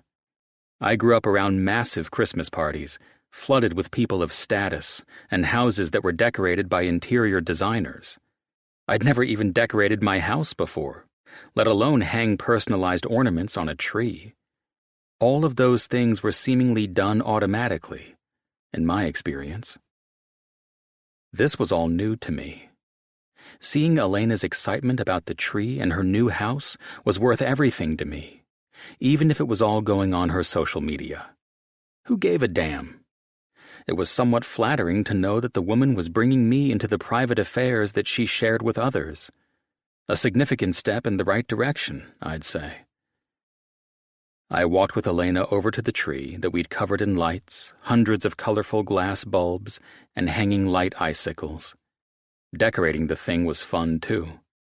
Elena and I were singing along to Christmas music the whole time, and I swear to God, I can honestly say that I've never been so fucking festive in all my life. Elena fiddled with her camera while I adjusted the Santa hat. Where did you find this thing? I asked. The drugstore where we bought the Christmas lights. You were distracted. She smiled at me. Now say hi to everyone. What? Are you videoing this again? It's not live, so chill. Oh, wait. She glanced back at our decorated tree. This isn't the tree I want our picture in front of. She laughed and looked over at her balcony. It's that tree that deserves the picture. The brown one? I furrowed my brows. Elena, are you on something? Let's go. She pulled my hand. I still think we should have decorated it. God knows your poor neighborhood will be reporting the crazy doctor in the condo with her dead and very brown tree on the porch. This goddamn thing is a fire hazard. That's why we're taking our first of many Christmases together with it. You've lost it, Lainey. I glanced down at her phone. Are you still recording this shit? Oh! She pulled up her phone and giggled. Whoops! Hold up. I need to switch it to the camera. Please do, I humored her, as we walked outside to the brown tree I agreed to take home, so long as she picked a green one for the inside of her house. Only my best friend would manage to put it into my girl's head that I like to rescue brown fucking trees for Christmas. We stood in front of it and smiled for her selfie. Fucking weird as shit to do so, I might add. That's not going to work, she said, readjusting the white ball of fur on the end of the Santa hat. There. She pressed her finger into the cleft of my chin. Now, smile like you love our brown tree. I smiled and only thought of how I'd get Jake back for this. Nope, Colin, she said as she looked at me. You look like you have some evil smile on your face. Give me your Colin smile. My Colin smile? What the hell is that? Just smile like you love me. I gripped her waist, stood behind her, and kissed the one place I knew she loved, the bend of her neck. I had to end this nonsense. Elena came down off her Mrs. Claus North Pole high that second, turning and bringing her lips to mine. The woman was probably a pro at snapping pics, as I used my more skillful talents of ensuring this camera shoot would pay off when I took my woman and made her climb the ropes of pleasure as soon as this was over. She pulled away. Damn it, she laughed. My phone was recording that. Well, there's another one for your personal library. Perhaps the dead tree doesn't like cameras? I can't focus with you kissing me like that. My whole point, I smirked. Get over here and turn that thing for us to stare at ourselves and pull off a weird-ass smile. I squeezed her, and her smile was brilliant as I laughed. You realize it's weird to smile at yourself, correct? Then take a picture of it? Then look at me, she ordered. I'm getting this shot. Why don't we act like that chick flick and gaze lovingly into each other's eyes? Good idea, she said, and held the phone out while we tried to pull off my idea. Elena laughed. I kissed her again, and as far as I could tell, she wasn't going to get shit for her Instagram account if she was trying to pull off some cute picture with a brown and brittle pine tree as the backdrop. That's good enough, she said, eyeing me. We need to get you used to this. Used to taking selfies? That'll be the day. I'm not one for social media. Well, I have fun with it. I get to see what my friends are up to and see their kids growing up. And it's all private, so you don't have anything to worry about. Is that thing shut off? I glanced down at my new enemy, Elena's phone. Yes. What do you say? She dragged out that last word mysteriously. We light my first fire in that gas insert, and, well, her cheeks warmed to a beautiful pink. Fuck under the prettier tree? I suggested with a smile. Sounds like a plan. Elena and I had used last night to get more comfortable with our bodies, moving in ways that we knew would bring us pleasure and ride our intense orgasms that I didn't even know were possible. Hell, I even realized that having sex with a woman for her pleasure was more of a sensual experience than just fucking a chick because you're an asshole who feels he needs to get laid. I wasted zero time making sure we were both stripped to nothing, while Elena grabbed a blanket and a pillow for us to use at our tree. Having my brain controlled a bit better this time, I saved us both the trouble of forgetting a condom, as I had throughout the entire night before. She was certainly worth the risk, but we didn't need to keep testing what could easily come of us screwing without protection. Elena's moans and sighs, and the way she worked my cock by squeezing it tightly while I was deep inside of her, had my cock swollen and throbbing for its release. I loved her full breasts, and the fact that she told me she loved when I massaged the most tender part of her ass with the wetness from her pussy, working circles around the one entrance I'd never before been tempted to fuck in my life. When I absently went with the technique of pressure and slow circles around her asshole, Elena became wilder and more aggressive in response. Even now, as I fucked her from behind, I cupped one of her breasts, positioning my body to move my cock in and out of her, while giving myself room to touch the other pressure point that made my woman give me her ass in ways I loved.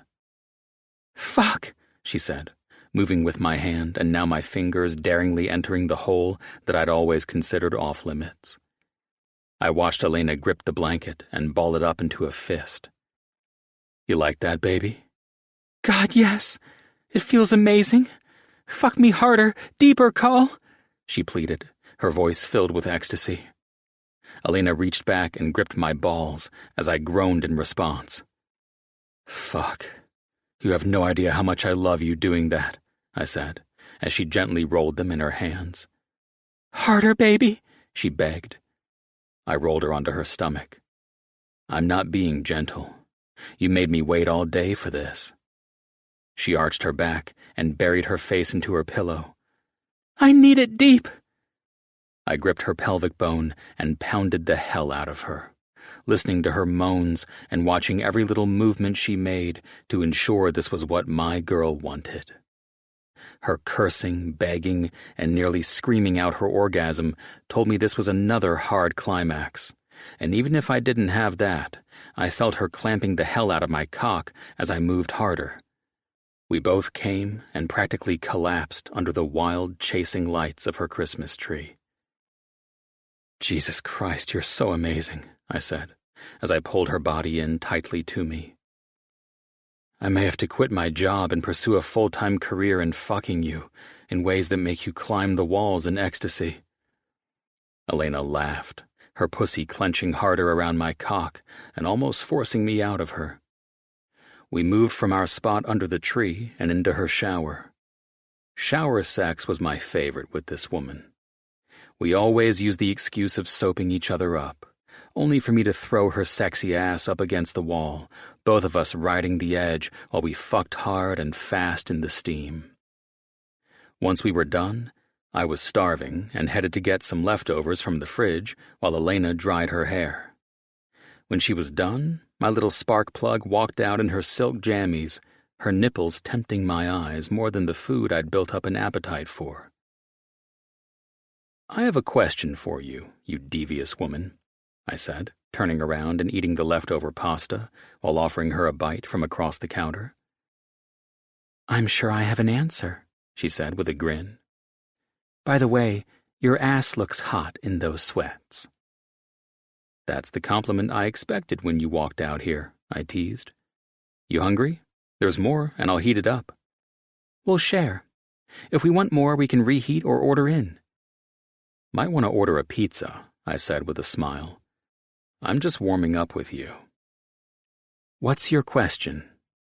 She took the fork I offered her to share the bowl of pasta as I grabbed one of my own. "So I'm not one to pry," I arched my eyebrow at her. "But as I was putting all your medical books on that shelf in your room today," I took another bite and swallowed, "I noted a book that said diary on it." Elena walked over to the fridge and pulled out 2 beers, twisting off the tops and handing me one. "Did you read my deep and dark secrets?" she teased. "If I knew there was something in there about me, I'd be totally down for you to read me a bedtime story tonight." I took a drink of my beer. "So, selfies, predictable chick flicks, and now a diary? You're a woman who's hard to keep up with." "I don't think it's a mystery." She leaned her head back and chugged her beer like some sexy woman who could drink any man under the table. "No?"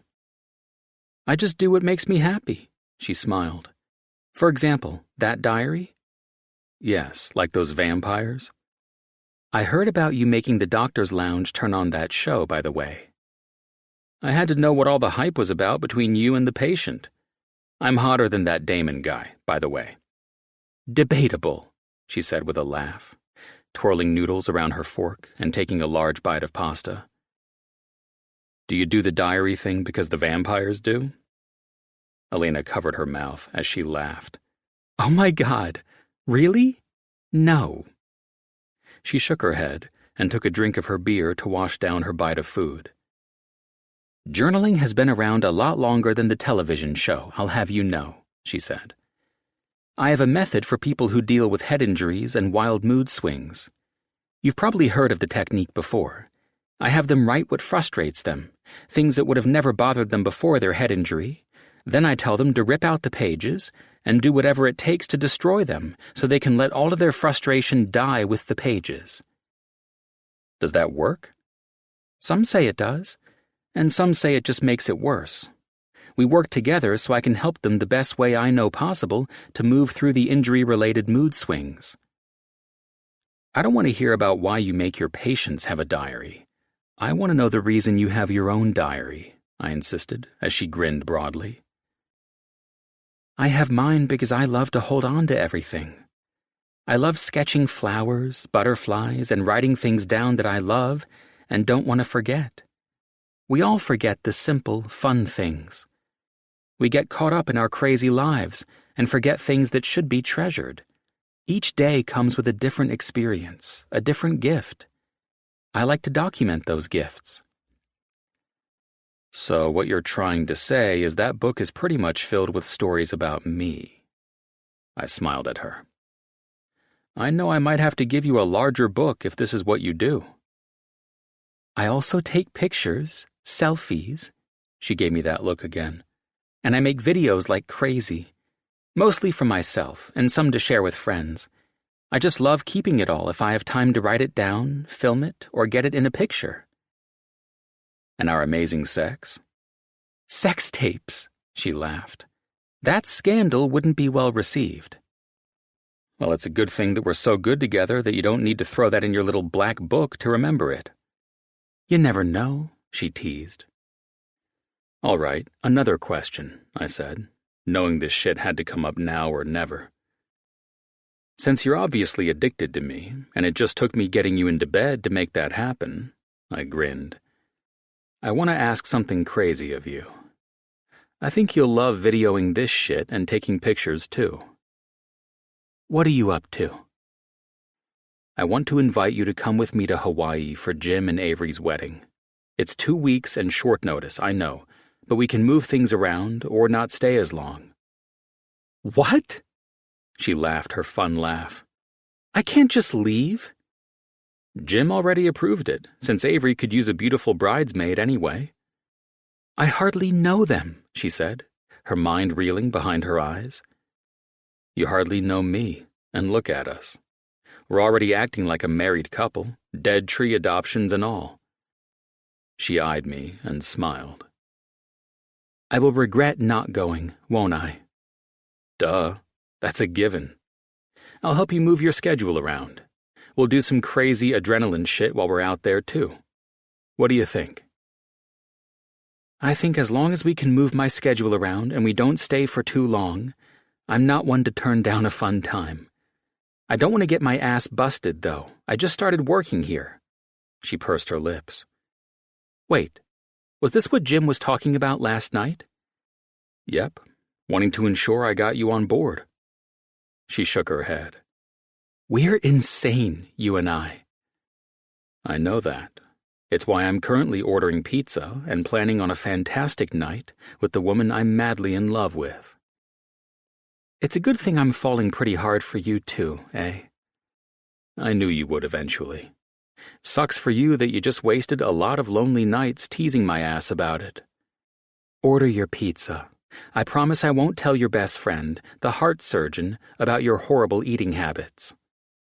I'm enjoying kicking off the holiday season. Jake can kiss my ass. You're going to end up like that poor brown tree if you keep up this ordering greasy food while you're around me. I'll make sure I order ice cream and cookie dough, I challenged. You do that, she said, taking the bowl of pasta with her. While you're in there, can you pop us some popcorn? I put it next to the fridge. We need to rewind this movie and figure out what happens in the end.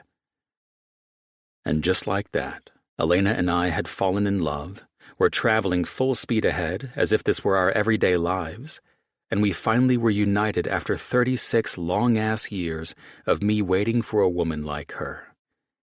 Helping her move in had me navigating the place as if we owned it together, and the strange part about that was that it didn't even seem to faze Elena. A few days ago, I expected a lot of nervous progress, and that was if I could even manage a kiss with her. I shouldn't have expected anything less than her and me, colliding as if the universe had been impatiently waiting for it to happen. Now it had, and the full support of everything right in the world was on my side with the woman. She was worth the wait. Chapter 20. Colin. After a weekend spent with Elena, I felt like a new man coming back to work. I was refreshed, and God, I couldn't possibly be any happier. Being with her through the weekend was enough to make me confident that this was the woman I could happily spend the rest of my life with. Sure, I'd practically shouted that shit from the rooftop before we'd shared alone time, but now it was a concrete fact. This woman was truly put on this earth to be mine, and I would make sure that she enjoyed every single second of being with me. Life just got that much more enjoyable for me, and I couldn't be more thrilled. Anyone could call me a sap, and I'd completely agree with them.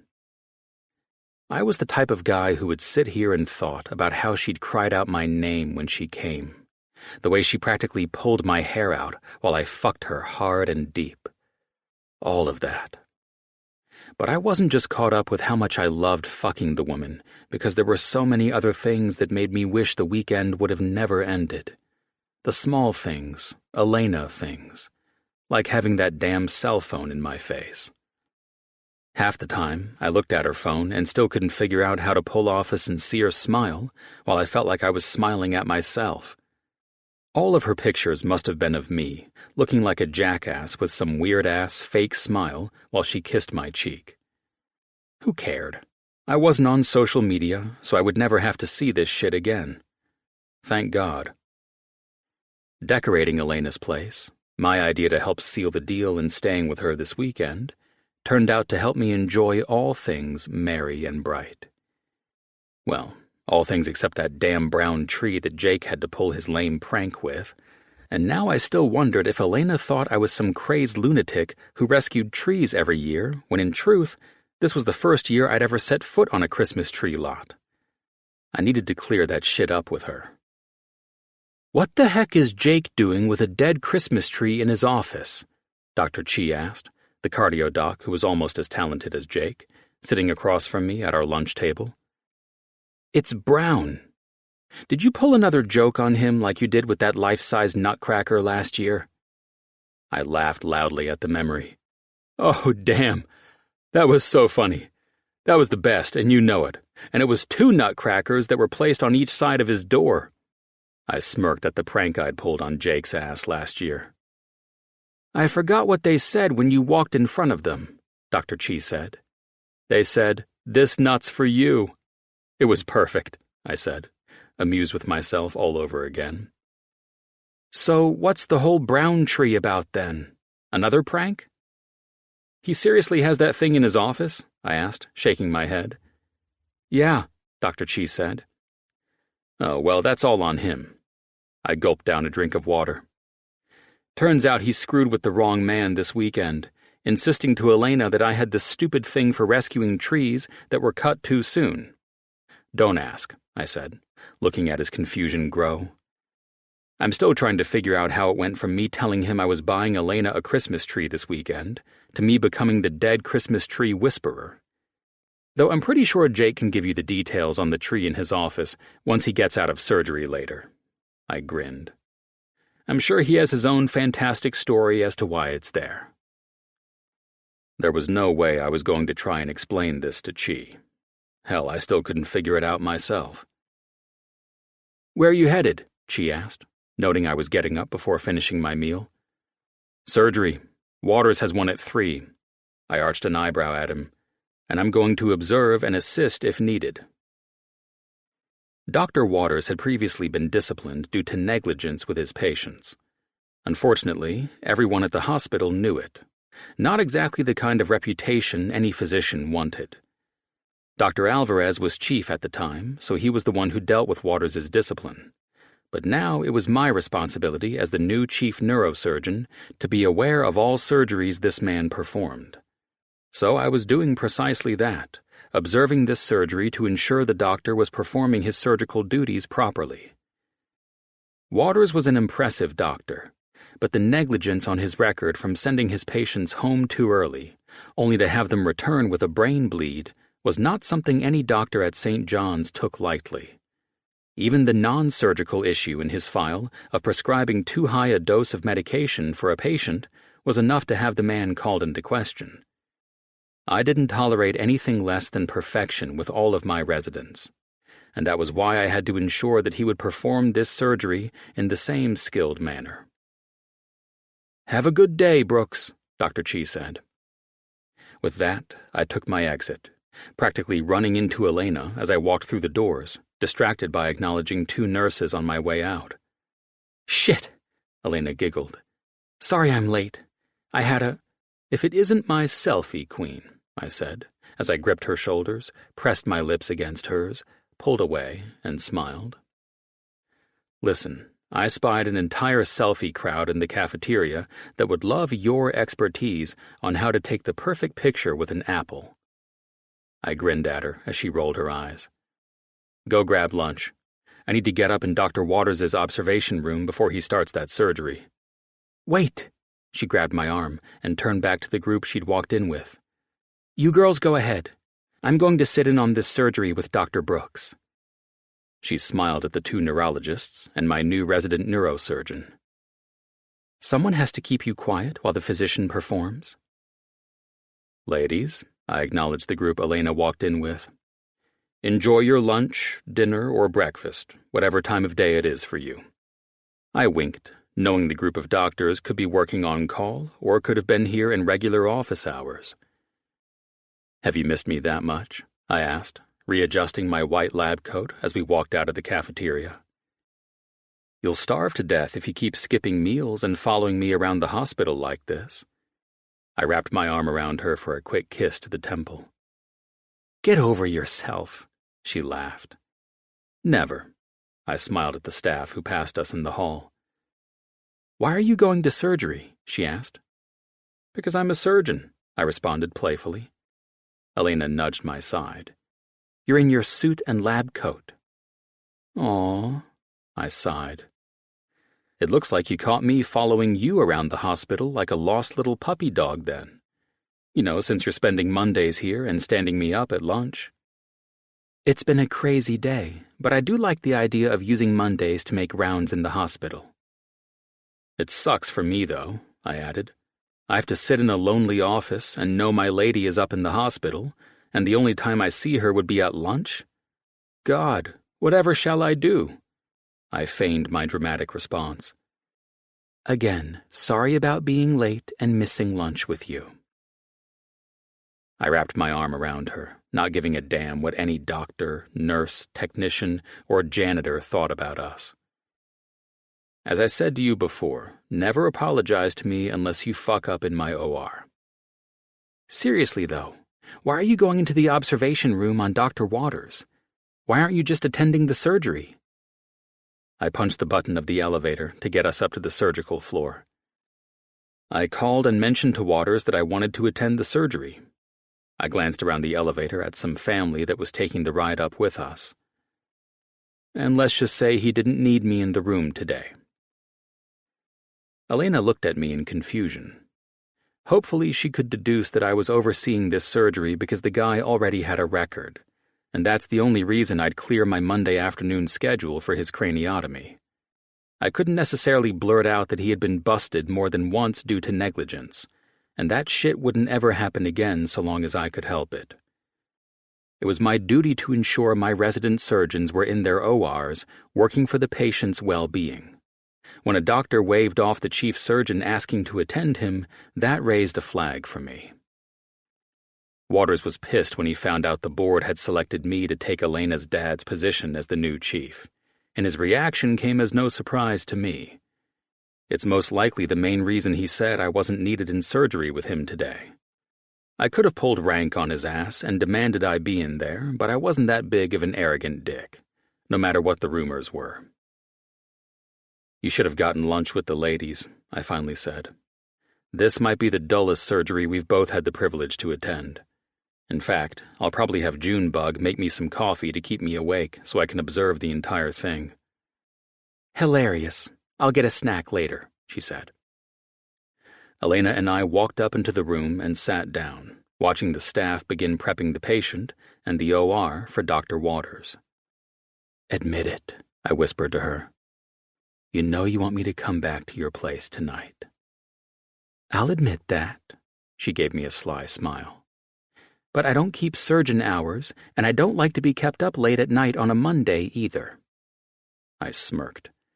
Good thing I'm clear of surgeries until Thursday when I go on call this week. Then I guess you can sleep over. Waters walked in, and I watched the room come to life. Good damn thing, I teased. I was hoping this morning when I packed my entire closet that it would be worth my effort. You were planning on moving in? She chuckled while I studied the room. Yes, I affirmed, half in this conversation and half watching the group as they rolled in the patient on the gurney. What surgery is he doing on this patient? Elena asked. Craniotomy, I answered her, noting the patient was being prepped to remain asleep and leaning forward to observe the images, seeing the tumor located on the right side of the woman's brain. My attention was then brought to Waters when he walked in and went to work, locking the patient's head in the vise. I brought my folded hands to my chin and studied the images on the screens across the OR from the room I was in, and double-checked to ensure I did, in fact, see the tumor was on the right side of the patient's brain. So why the hell was Waters marking off the left side of the patient's head for him to make his cuts and then drill into the patient's skull for surgery? Did he request you to attend him? I absently asked Elena after I stood, walked toward the glass, and folded my arms.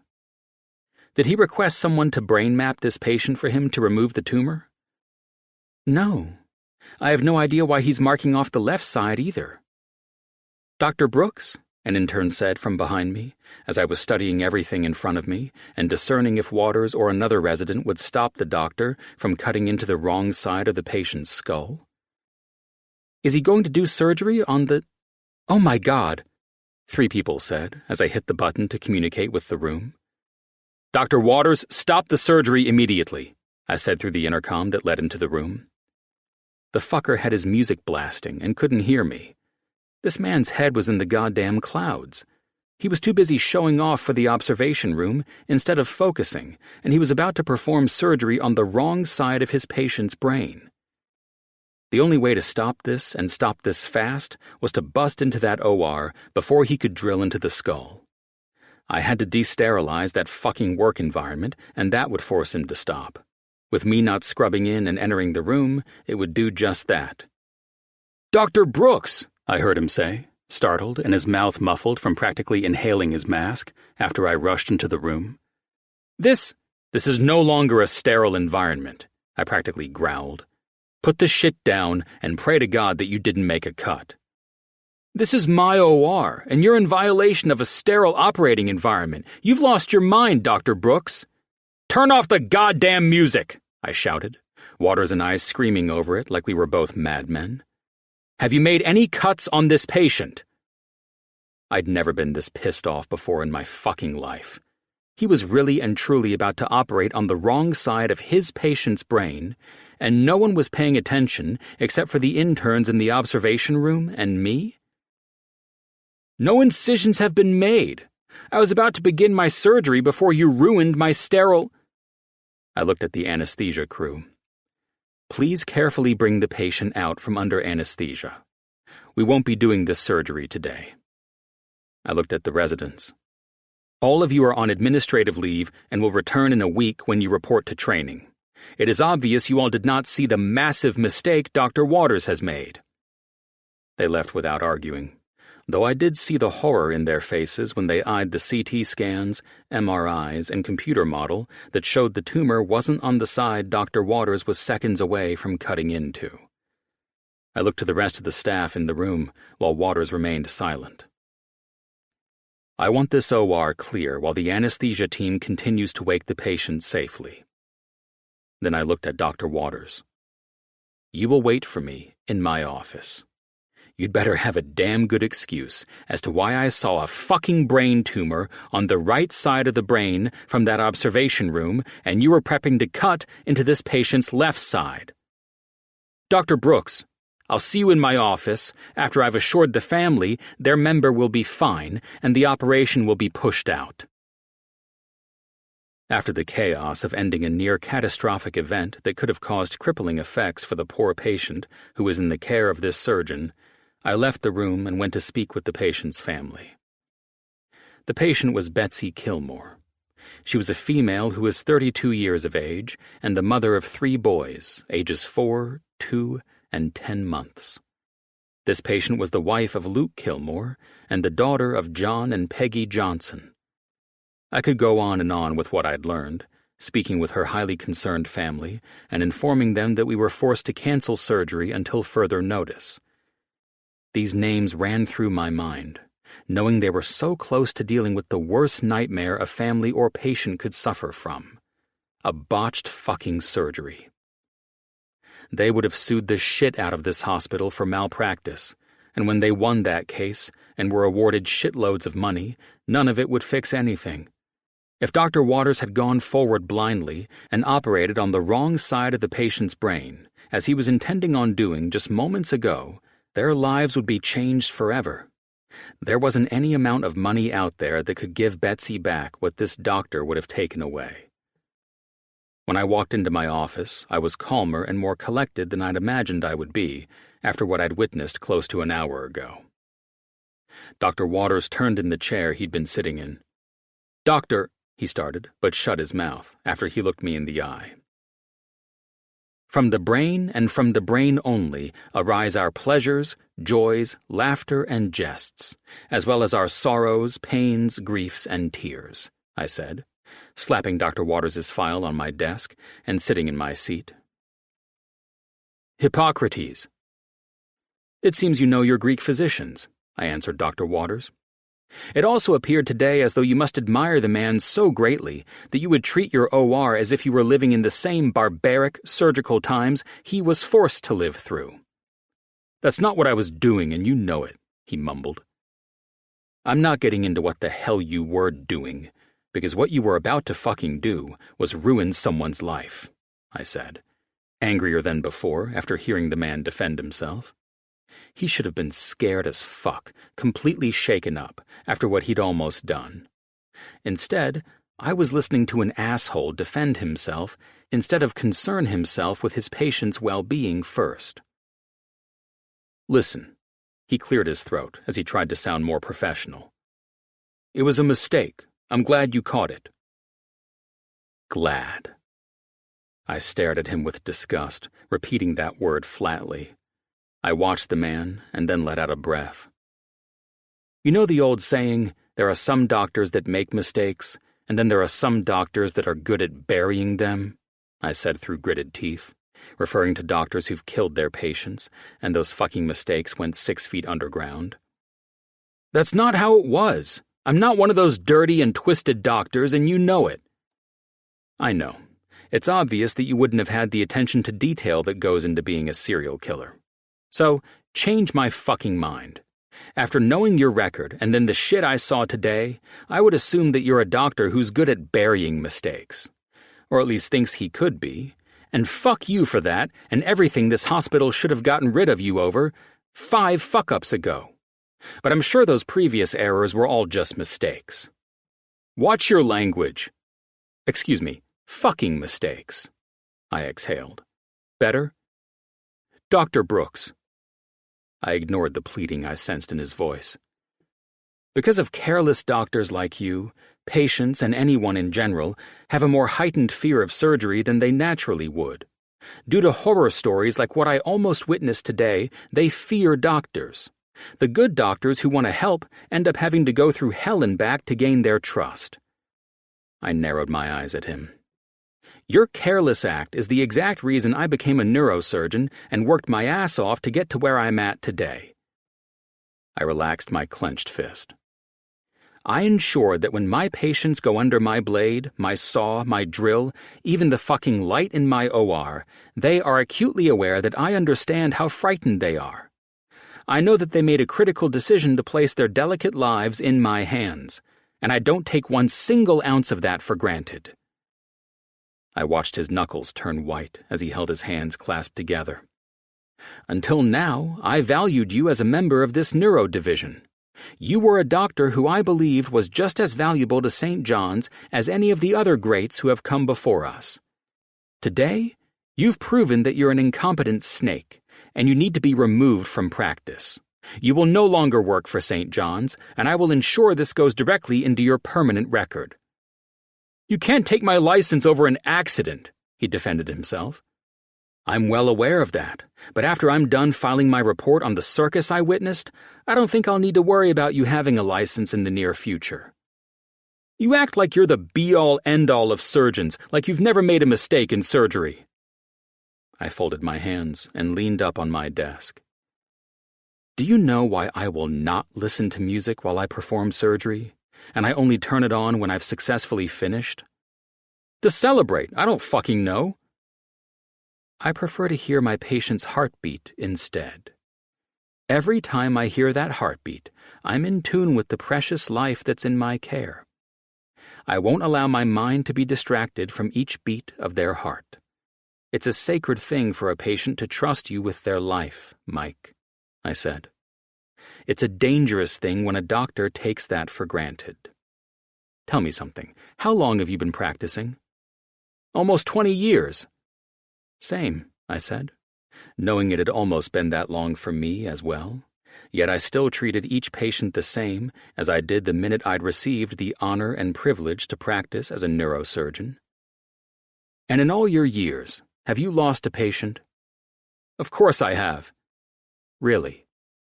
Tell me, can you name any of the patients you've lost? Lost? As in deaths? Shit, Brooks, what kind of point are you trying to make? Answer the question, I demanded. I think I've lost maybe 10, he answered. I don't fixate on that stuff. You see, I've lost close to 50 in my years as a doctor in the ER and post-op. Mostly gunshot wounds, car accidents, or people placed on life support with the family praying to God that they came out of it. I know every single one of their names, but I won't bore you with that since you don't fixate on such things. You would admit to losing patients? Wow, never saw that in you. I think we have both seen things today we never saw in each other before, Waters. You know, some surgeons won't tell their patients the odds and outcomes of surgery. They aren't honest with them, but I am. I know the odds in this profession, and every day that I recall those statistics, I'm a better surgeon for it. I eyed him as I leaned back in my chair and continued. Watching you today, even now, I see a doctor with a lack of consideration toward human life, given that you nearly destroyed one today and have the nerve to defend your actions. You've not asked about how her family feels with our pushing out the surgery. You've never once looked apologetic or fearful with the knowledge of what you almost did. You sit here and act like an asshole doctor who got fucking caught. And for the last time, let me assure you. I'll find another place to practice. When I write my letter to the state board about this, I'll see to it that you won't ever be bringing a surgical blade near a human life again. I said it was a fucking accident. I didn't realize I lost my bearings in there and was operating on the wrong side of the brain. There's no room for error. Perhaps Betsy Kilmore would have forgiven you if you explained the little mishap you had today as being an accident when she woke up paralyzed, I said in an unwavering tone. Fuck you! We have no room for negligence in our field. As neurosurgeons, we already have the mystery of the human brain to work with on its own. To walk to the wrong fucking side of a patient's skull to cut into their brain blindly? Would you forgive my mistake if I pulled that shit on you? Yes. Yeah, I'm sure you would, I said with disgust. As chief, I will be working on your suspension and calling for a comprehensive review of patients who've been in your care. This will be reported to the hospital board as soon as you leave my office. The state board will be given a descriptive letter penned by me to read and determine if you are a safe surgeon, and it will be up to them if they decide you keep your license. I exhaled. After our interview, what I saw and what the witnesses saw from the observation gallery, I highly doubt they'll have much faith in you. Get the hell out of my office, pack your shit, and you'll be advised on where you stand while you're on administrative leave and investigations are complete. You're overreacting. All for the good of that patient, and any future patients that St. John's would have entrusted to you. I only pray to God that I'm overreacting and the investigations don't uncover this sick feeling I have about you. The board will fire you for this. We'll let the board decide that, won't we? Get the hell out of my office. Dr. Waters was the type of man who made my blood boil. Just by looking into his soulless eyes, I could tell that we'd find negligence with minimal digging. He was one of the doctors who made the respectable doctors look corrupt, a greedy doctor who opted in for surgery even when the patient didn't need it. I'd been around doctors long enough to separate the good from the bad. I wasn't a fool born into this profession yesterday, and I sure as hell wasn't the chief surgeon around here because I smiled a lot. You didn't fucking get to make these mistakes in our profession. If doctors gave themselves passes like that, who knows what the statistics of patient deaths and recoveries would look like? Hell no. Each life was sacred, and for us to gain a patient's trust, which sometimes was damn near impossible, it meant the world.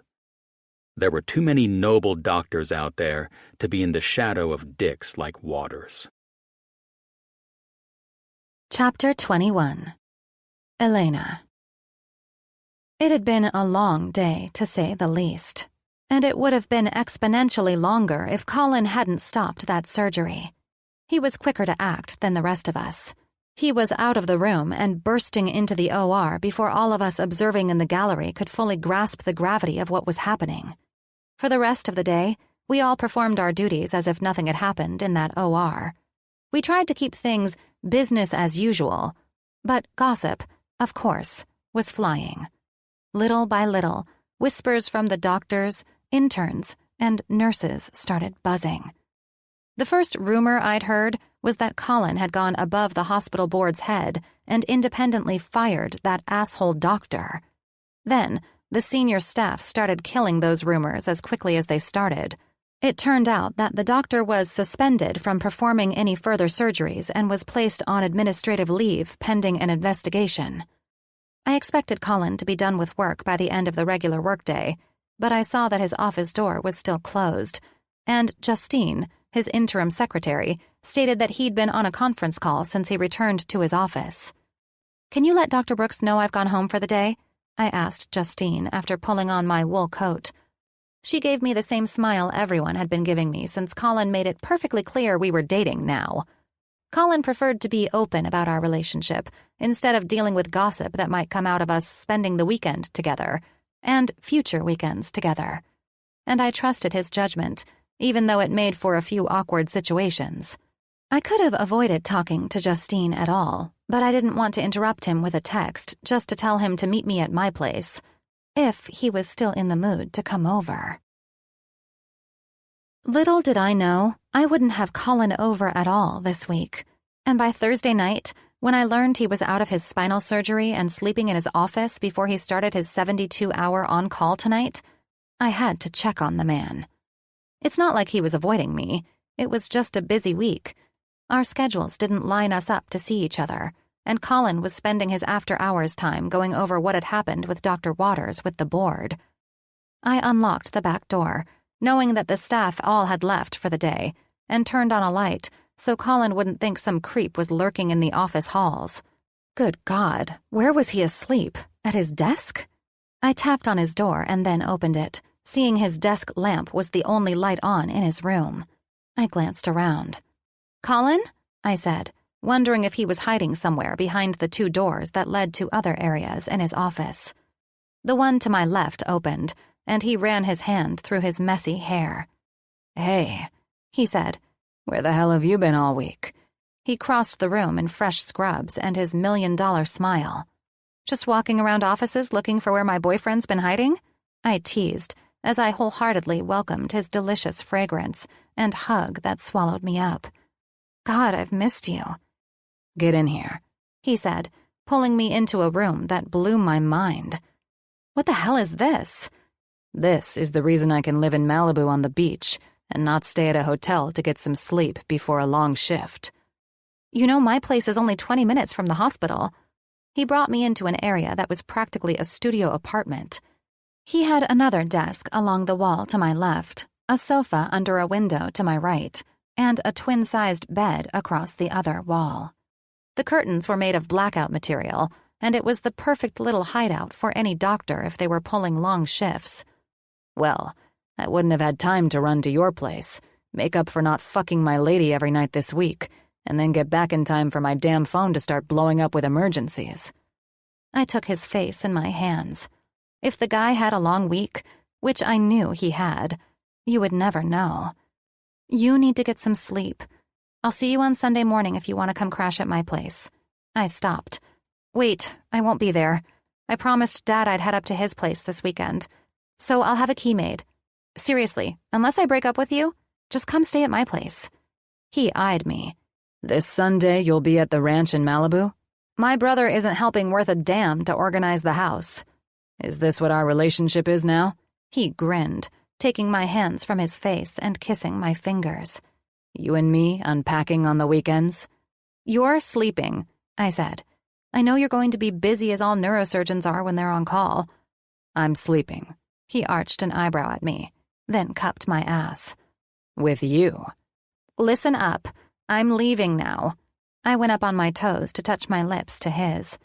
"I miss you like crazy, and we're going to make up for lost time later." "This isn't going to work for me." Colin eyed me. "Going one day without enjoying your sexy body was bad enough. Now God only knows what I'll do when I've got you to myself again. Selfish man, I teased.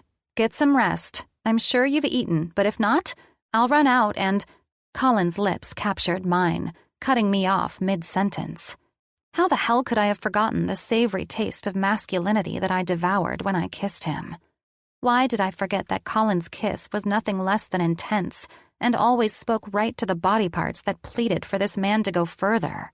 His tongue was forceful and dominant as it met with mine in a way that made my knees buckle. His hands pressed against my lower back and over my butt to hoist me up into his arms. I moaned and gripped his perfect face as our heads shifted to deepen this sensual kiss. I pulled my lips from his and ran my lips in soft pecks all over his flawless face. I love you so much, I said, while I assaulted his face with kisses. I can't let you leave without giving you something to think about when you drift off to dream tonight, sunshine. Colin started in on that cute nickname as a joke on Sunday morning, and it had to have been my reaction to the way he said it, because he kept using it throughout the day whenever we found ourselves lost in each other like this. Damn, I've missed everything about him.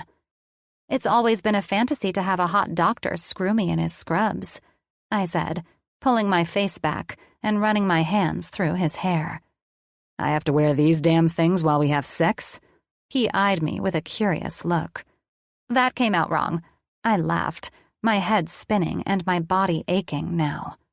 Well, are we just going to stand in the middle of your secret office bedroom? Or are we going to get busy? Colin arched an eyebrow at me. Your sweet ass is mine. It didn't take much for Colin and me to have our bodies reunited in hot sex, rekindling the fire of ecstasy we'd shared all day on Sunday before work pulled us away from each other this week. I loved that I could come hard and fast with him while he managed to hold back and keep going for longer. But I always had an aching need that was about more than my own orgasms. It was seeing his facial expressions and feeling his body react when he came. I watched Colin's face contort into that serious look he always had right before he finally let it go. His hands went up into my hair and gripped it tightly as he thrust deeper and faster. His vivid blue eyes were wild and hypnotic as they fell into the trance that I had been in since he laid me back on this small bed and kissed my body as if memorizing it. I loved feeling his strong hands holding me firmly in place while I arched into him, selfishly trying to work his cock into my sensitive spot that was deep inside. He made me crawl out of my skin when his cock brought my deep spot to life, and I came so hard that my body always shivered in aftershocks when I slowly came off my sex with Colin high. I watched him lick his lips and clenched my pussy tightly around him, forcing Colin to purse his lips while fucking me harder. I loved the power behind the way he worked my body over. I watched his eyebrows knit together while I reached for his hair, gripping it and holding on for dear life as my man slammed deep inside of me. "Harder, baby," I begged. "God, I've missed you. This—" I trailed off, absorbing every part of our sex. "Fuck, your pussy is so goddamn good," he said in his low growl. Colin and I were both vocal and breathless as we rode this wave of pleasure together. Having nothing left in me after I rode out my orgasm with Colin's, I melted beneath his rigid body. I wished we could do this all night, but I already knew that I was lucky enough to have him want to slide this in before he went on call tonight in the first place. "It's been too long," he said, kissing under my chin and down my neck. He licked each of my hard nipples as he slowly moved in and out of me. I tried to fix his hair that I'd pulled between my fingers in the height of my ecstasy. "Thank God your hairstyle is a natural, just-got-fucked look, or we'd both be busted." I kissed the top of his head that smelled as delicious as his cologne, thanks to his hair products. Colin shifted to where he could lay behind me and pulled my ass into his softening cock. "Can you just stay here and let me selfishly fuck you after I come back from emergency calls all night? Who knows, maybe I never get called up to the hospital at all." His thumb grazed over my ribs from where his hand rested against my stomach. God knows I deserve a break after this hellish week. I rubbed his forearm. We haven't had a chance to talk at all this week. Are you doing okay after that whole incident with Dr. Waters? I'm doing fine. I felt his lips press against my hair. I've just been in meetings in between seeing my patients. At least the hospital terminated that asshole after this final offense. Thank God he's out of here. I twisted in his arms to face him. You did an amazing job stopping that surgery as quickly as you did. I just did my job, baby. He kissed my nose. I traced the sharp lines that defined the features of his face. So, you're okay? I asked him, shocked at how well he composed himself through any situation. Yes, my little neuro shrink. He smiled. I'm okay. You haven't asked yourself anything like, what if you weren't there to stop it? If I let the crippling words of what if haunt me, then I would be stuck in the past and completely fucked over by what could have happened that day. That's a good and healthy way to process it all. I smiled. How do you manage to keep such a positive frame of mind, especially with something like that? I narrowed my eyes at him. Are you cheating on me with another psychiatrist? He laughed. I am. She's due in this room any second, so you should probably go. He slid his fingertips along my back. In truth, I learned to not focus on negative shit from the one and only Dr. Miguel Alvarez. My dad? I laughed. I guess that sounds like something he would do. Yes. He taught me that you learn and you move forward. Everything is something to learn from. The scariest shit stuff that has people freaking out at the possibilities of tragic outcomes? Well, you can't dwell on that. He shrugged. They're all lessons, and there are reasons that we're placed in situations at the right place at the right time, or the wrong place and the wrong time. It's all how you process it. If I were to dwell on the what-ifs, then I couldn't have helped anyone this week. I wouldn't have finished the rest of that day with patient consultations. It's simple. I was there, I handled the situation, and I learned from it. New and stricter protocols are now being implemented in all surgeries. I will never have this kind of fuck-up happen again in my ward. We're better than this. Waters was already in trouble with a few issues on his record, and that's the main reason I went up to observe him. Well, Dr. Colin Brooks, you're a damn fine chief surgeon. He smirked. To hear that come from your mouth? He rolled me onto my back. Means we're going another round. His eyes widened in that fun, mischievous Colin look. Can you handle another round with me, my little ray of sunshine? I can and would, but you need to rest before you go on tonight. I will, he assured me, then decided to win this argument by bringing my hand to his hard cock. But I think I'd rather fuck my girl again. You win. He smiled my favorite smile that highlighted his entire face and creased his forehead. I always win, my little sex goddess. We all say we're in love at one point or another. Then we fall in love with the right person later on in life. I had no explanation for the way Colin made me feel. My thoughts were always with him. Catching a glimpse of his tall and commanding frame while he walked the hospital floors made my heart jump in my chest. His smile made me feel like I was the most important woman in his entire world, and I knew there was no replacing him. Chapter 22. Colin. Last night, I'd finalized our flight to Oahu next week for Jim and Avery's wedding, and I was glad that shit was out of my way. Everyone else in the wedding party was planning to take the private jet, which would have been nice, but Elena could only do so much to move patients around for this to happen. I didn't mind flying commercial if it meant I got to escort my Cuban goddess to a tropical paradise. As much as I looked forward to attending Jim and Avery's wedding, my real motivation for wanting to take this trip was to spend uninterrupted time with Elena. I couldn't get enough of her, and work had gotten in the way too many times lately.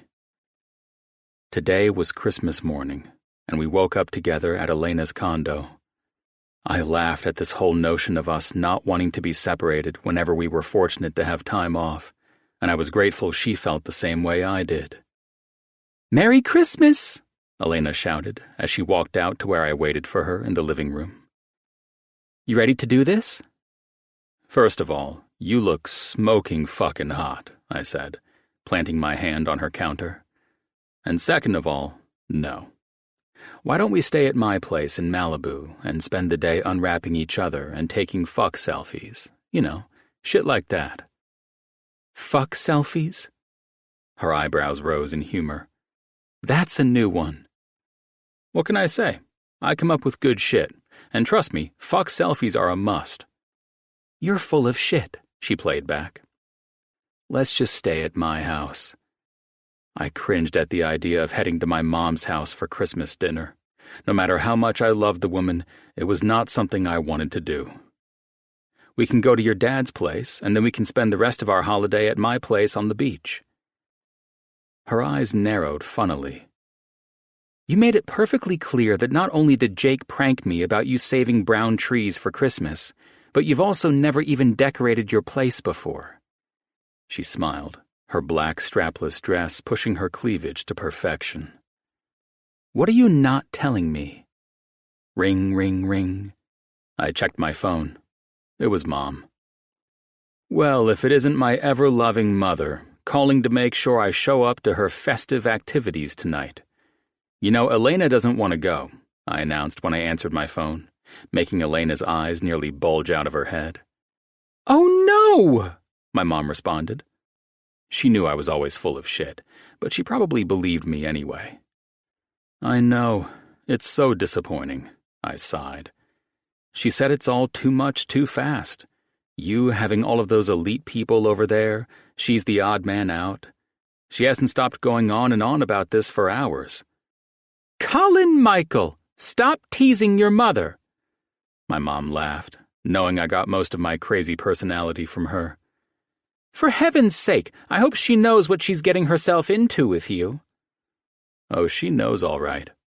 I held my hand up, knowing Elena had enough personality to rip the phone from my lying hands and set this record straight. "Listen, honey," she said. "Carrie and Max surprised me late last night by showing up unannounced with my 3 precious grandbabies." "No kidding," I said with a smile. "Glad I was notified about all of this." "I'm notifying you now, you impossible son of mine." "That I am. How long are they going to be there?" "That's the thing. Not very long, and since the kids woke up to Santa Claus this morning at the house, we're not making the extravagant dinner tonight. I already informed Jim and Jake." "They found out about this before I did?" I eyed the beautiful, onyx-haired woman who had the most adorable yet perplexed look on her face. "Why am I not surprised? Okay, so what's the plan then?" "Are you and Elena okay with going out to celebrate Christmas night at that adorable village with all of the lit Christmas trees and Santa's village?" As much as I love my nieces and nephew, trust me when I say I've had my share of outdoor Christmas tree extravaganzas this year. Why don't we just figure out lunch or something? Elena's phone had rung, and she was seemingly having the same conversation with her dad. "There's been a change. Do you think your dad will be cool with us swinging by tonight?" I asked in a soft voice, hearing that she might be getting news of a Christmas change on her end as well. This is why the holidays were so damn complicated sometimes. Why couldn't we stay back at my place?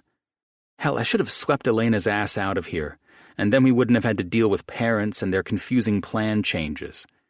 Elena seemed to thrive on last-minute shit, though, putting us on opposite ends of the spectrum with our personalities. She nodded and gave me a thumbs up in response to my question.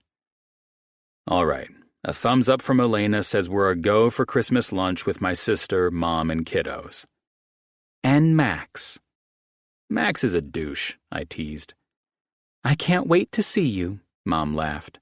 "I've missed my boy." "You too, Mom," I said, and then I hung up.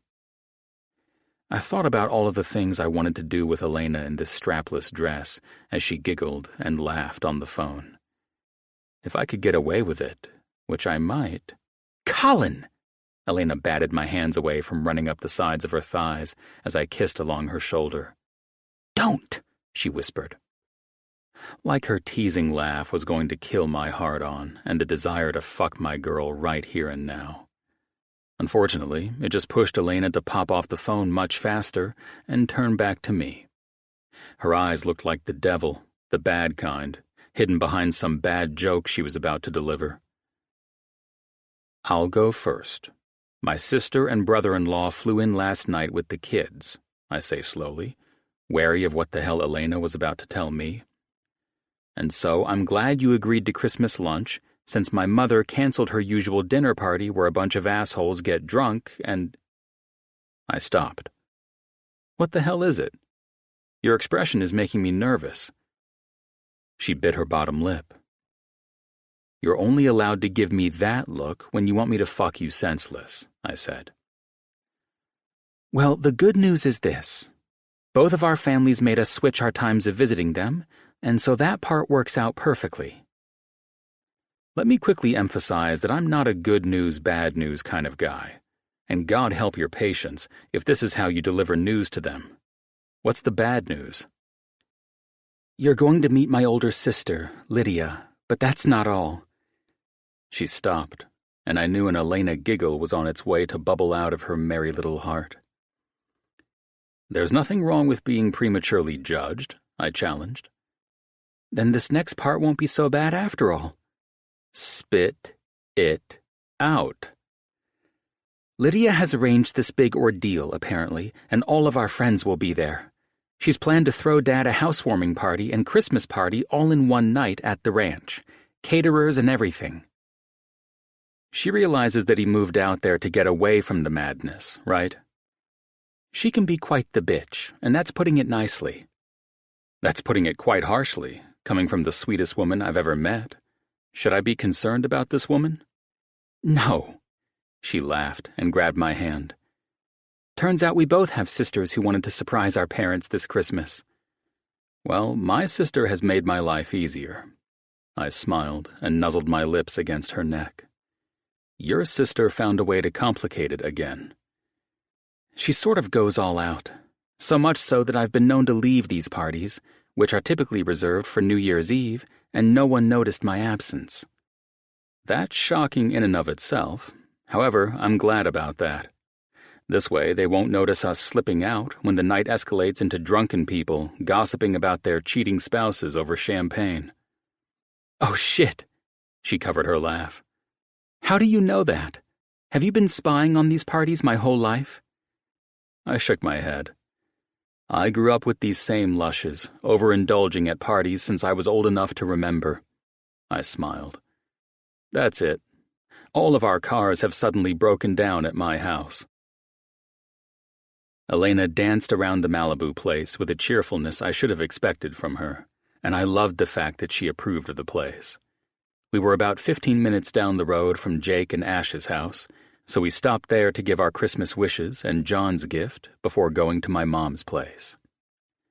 Elena and Carrie instantly hit it off, but again, it was Elena, and I would have been shocked if my family disapproved. I knew my dad would have loved this woman without a shadow of a doubt, too. The whole day was moving at light speed, and I even got a speeding ticket in my car to prove that theory. Dad designed every last detail of our hidden Hollywood Hills place, and when we pulled up to it, Elena was in awe. The place was more of a show house than a proper home. However, it was still my childhood home, and I had tons of memories from the hidden passageways to riding our horses with professional trainers when we were young. We had lunch in the garden room, and without having time for tours of the 50,000-square-foot mansion, I was stuck explaining how we always congregated in one wing of the house. I could see the confusion on Elena's face when she looked around at this massive place and wondering how my mother could live here alone. Now, here we were after the entire day had flown past us, and I was enjoying a beer with Miguel. We talked about Waters, and I elaborated more on his being dismissed from the hospital after Elena had explained what had happened that week. It validated me immensely when Miguel agreed with how I went about handling the idiot doctor. "So," Miguel said, as we hid from the party guests, moving out to the patio with beers in our hands, "everything seems to be going well with you and my Laney, huh?" I smirked at him. I couldn't agree more. She's completely taken by you, Brooks, he said. I don't say that lightly, either. He glanced back through the large windows that showed the guests we ditched, celebrating over eggnog and ham. I never thought I'd see Lainey smile and laugh more than she already did. He looked back at me. I grew speechless when I saw her moving through the room with a vibrant smile and not a care in the world.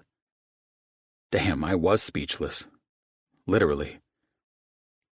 You look at her the way I've seen her look at you, he chuckled. Better hope she doesn't break your heart.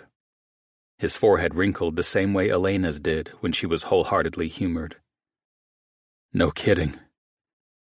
We walked back into the house, and the woman I deemed the Ice Queen, Elena's sister, Lydia, stopped me.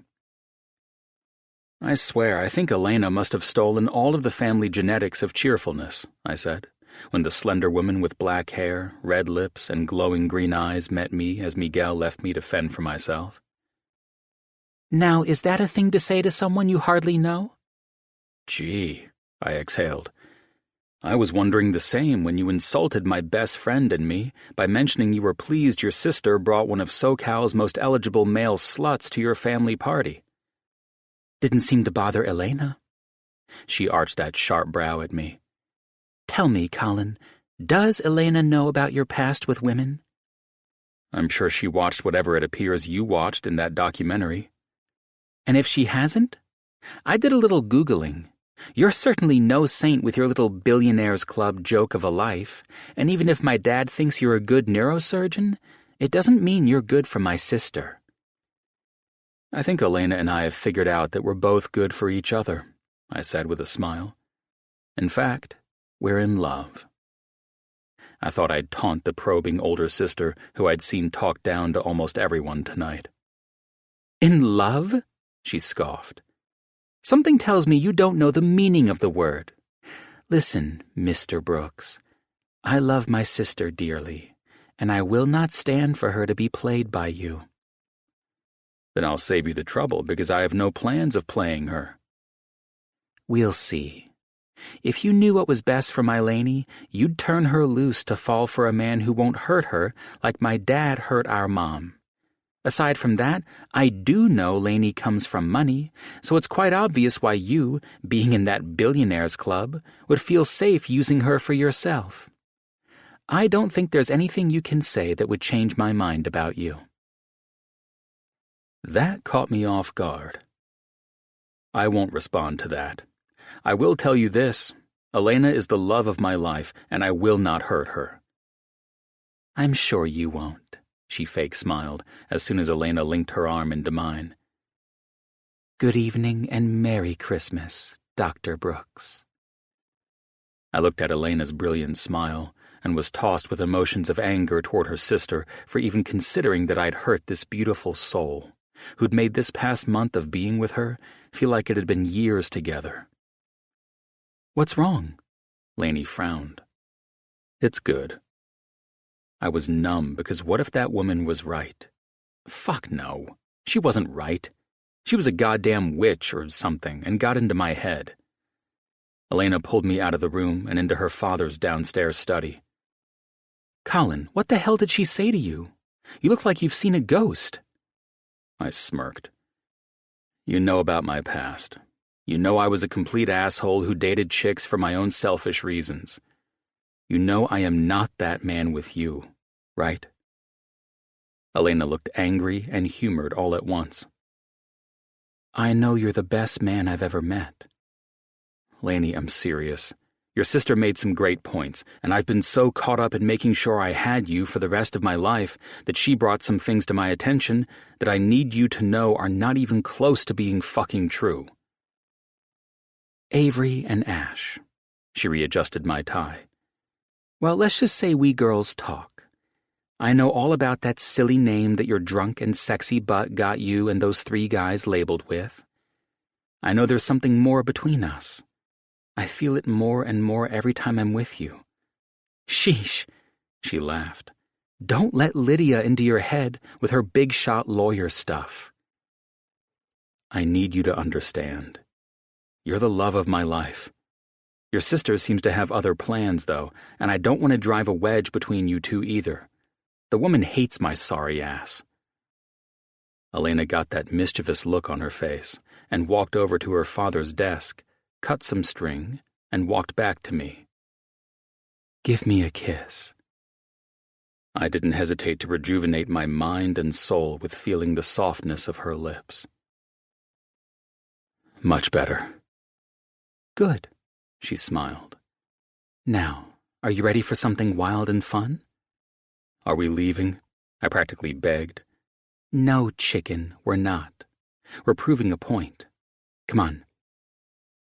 I walked with a smile plastered on my face, and the comfort of Elena's fingers intertwined with mine as we met with the party guests again. "Here, down this shot." Elena laughed as she walked me over to the bar. She clicked her shot glass with mine, widened her eyes, and smiled. "What the hell are you doing?" "Can I have everyone's attention, please?" Elena said. She hardly needed to announce herself because the woman grabbed the attention of the entire room without even having to say a word. "There." She smiled at me. "As you all are well aware, Colin and I have been dating for, what, a month?" 3 weeks, I chuckled. "Right." She smiled at the room that softly laughed. "We'll round up since it's Christmas." She laughed and then looked back at me. "Babe." She smiled and fiddled with my hand in hers. "Babe," I repeated. "What the hell are you doing?" "A month of being with you, and I'll never forget you telling me how much time I wasted by not admitting that we were meant for each other.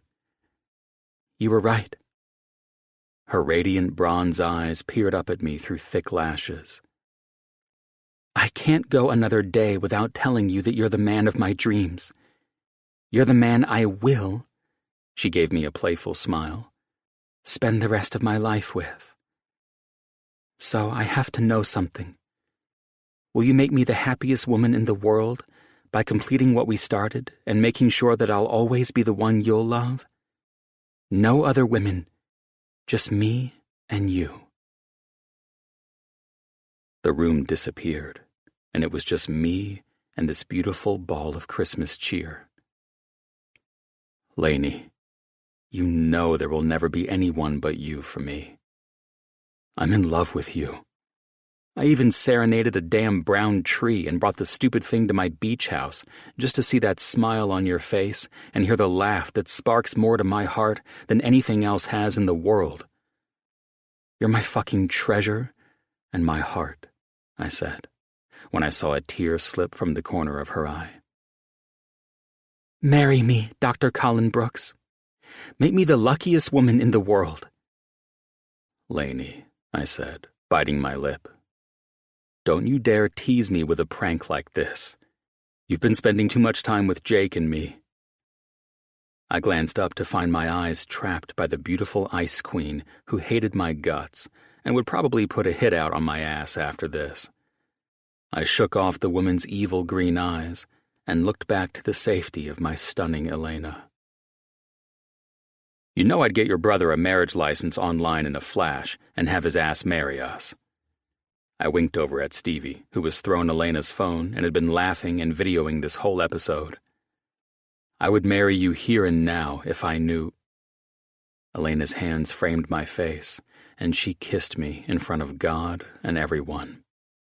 I pulled her in tightly, and with a nip to her lips, I smiled. "You've lost your mind," I said.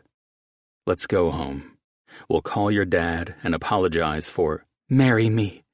I don't ever see us living a day apart again for the rest of our lives." She smiled brilliantly.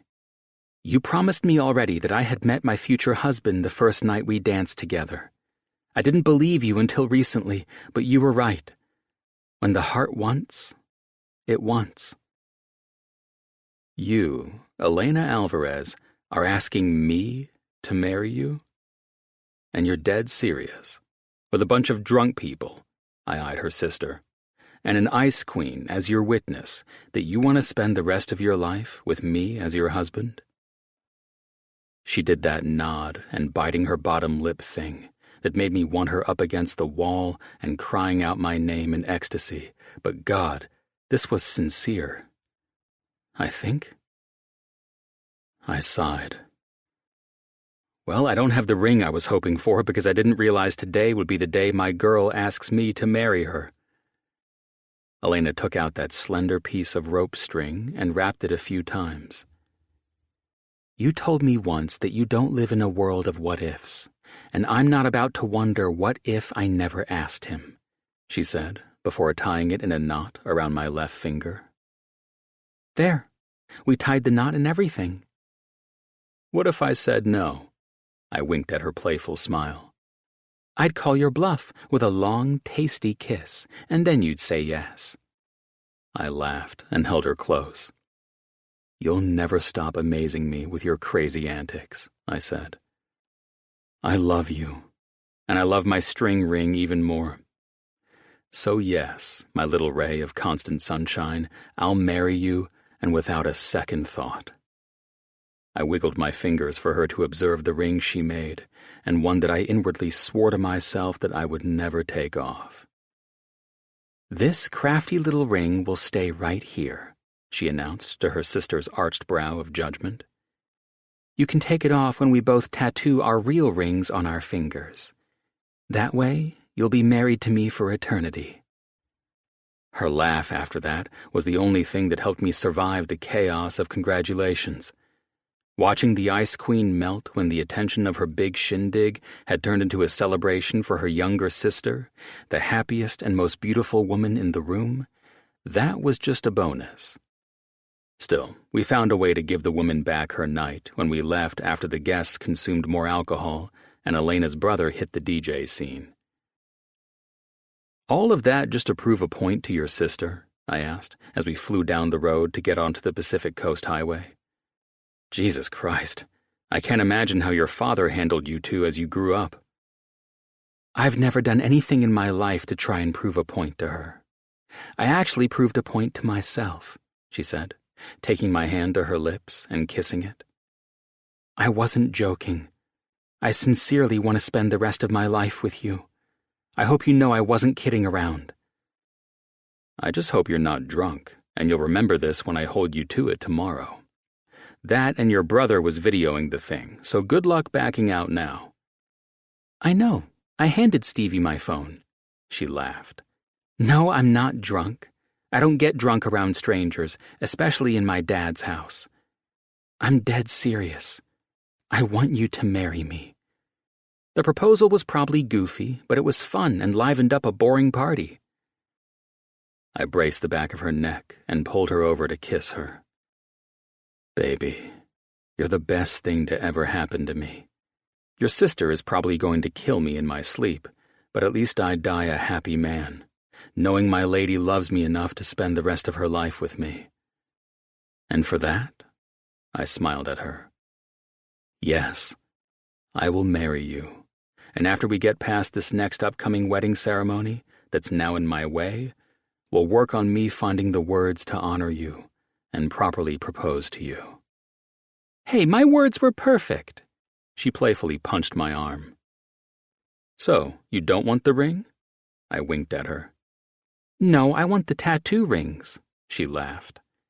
But for now, let's enjoy the last of this Christmas together by going home, getting some Chinese food, and watching Scrooged. I laughed. I was going to say turn on some good music and go home and have some crazy sex, but now I'm going to have to go with this method of celebrating a pop engagement that my little spark plug sprung on me. I brought the back of her hand to my lips. I was right. That first night we met, you were dancing with your future husband. It just took me longer to realize you were right about that, too. You need to understand that I'm right about a lot of things when it comes to you and me. I licked my lips and shook my head. We're insane, too. And that's why I love us. Merry Christmas, baby. Chapter 23. Elena. On our flight, I took the opportunity to tell Colin that I'd lived in Hawaii for a short time after I graduated high school because of a summer fling. It was an impulsive decision that almost made my parents croak, but it was one of my fonder life memories. Fortunately for my folks, living with a Polynesian fire dancer didn't make for a sustainable life at 18 years old, so it didn't take long before moving to the mainland again. The only reason I'd gone into such detail was that Coy, my ex, was still a great friend of mine. And, well, since Colin was now my fiancé, he was getting the download of my life history. As I expected, Colin was amused by my admission, and I think, more than anything, he tried his hardest not to make fun of my ex's name. From the moment we landed in Oahu, the welcoming spirit of aloha was alive and well, and wrapping itself around all of us with its different meanings of kindness, compassion, and love. And we'd been enjoying it nonstop for the last 2 days. Ash and Avery had set up cabanas at the beach with the perfect vantage point to watch the guys in the water with the kids. Listening to the waves crashing as I felt the warm sun on my skin was the perfect way to spend the week after Christmas. "This sun feels amazing," Ash said. "The kids love the fact that they can be out with the guys and surfing in warm water, too." "The kids are the cutest. Addison is crushing it out there, too," I said, holding my hand up like a visor and looking out at the guys as they surfed on longboards with the kids. "She's almost got this sport down to where she doesn't need Jim on that board with her." Avery's daughter might have been one of the cutest little girls I'd ever seen. It was so sweet to watch her with Jim also. Jim and Avery's story was as sweet as it was remarkable. They'd met on a flight to London and then wound up at Jim's estate in England. One thing led to another, and Avery's vacation to London turned into an extraordinary romantic affair. Now, here we were, ramping up to a wedding ceremony for the two, and after spending more time with the group for the past 2 days, I could easily see the softer and less stiff side of the handsome, soon-to-be groom. If you'd met Avery and Jim and never heard about their history, you would believe Addison was Jim's biological daughter. I was sad for Addie to hear that her dad was a complete fuck-up of a drug addict, but Jim made up for whatever shortcomings Avery's ex may have had. And it sounded to me like there were a lot of them. "Addie has been begging to stand up on the front of the board finally." Avery laughed and smiled over at me. "Jim is as bad as Addison sometimes. He's been up my butt about it since he got her out on a board with him a year ago. It still surprises me sometimes to see how much Jim has loosened up by having you both in his life. You and Addie really are the best things to ever happen to that guy," Ash said. "And how exciting that you've got another on the way," I said. "Your wedding night is going to be phenomenal, especially when you tell him about the baby. I can't believe the two of you are both pregnant and you've managed to hide it from your men for so long." I laughed. "Tell me about it. It seems like Jim is always offering me a beer these days, and I have to come up with some dumb excuse as to why I don't want to have a drink," Avery said with a laugh. "I have to say that I feel bloated or something. I'm beginning to wonder if he does know and just isn't saying anything. A whole month of trying to hide this from him hasn't been easy, but it'll be worth it in the end." "Do you think he might know?" I asked, hoping he didn't, because this was Avery's special gift for him on their wedding night. "Well, I know for certain that if Jake had figured out I am 6 weeks along, Colin would know." She looked at me and smiled. "And I'm quite confident Colin would have blurted something out to you about it." "I haven't heard a word," I said. "But then again, Colin and I have only been together for a little over a month now." "God, you both are so cute together, and you're so much fun. I can't imagine him without you anymore. Is that weird? I can't. It's like you've always been there," Avery said. "It's not weird. I totally agree with you," Ash added. "I never thought I'd see the day when Colin met his match." She pulled her sunglasses down and smiled. "But you are seriously that man's other half." "Your proposal? Knowing Colin and knowing you better now, I'm not even surprised it happened," Avery added. Ash laughed and nodded along. "When you two decide to get married, I'll make sure Jake doesn't throw in his 2 cents and offer up our rowboat as your escape vehicle, or whatever in the hell you'd call leaving your wedding in a rowboat." I was smiling so widely that my cheeks were burning. I loved hearing these two affirming what I already knew. Colin and I were meant for each other. Jake's already offered to get a minister's license to marry us.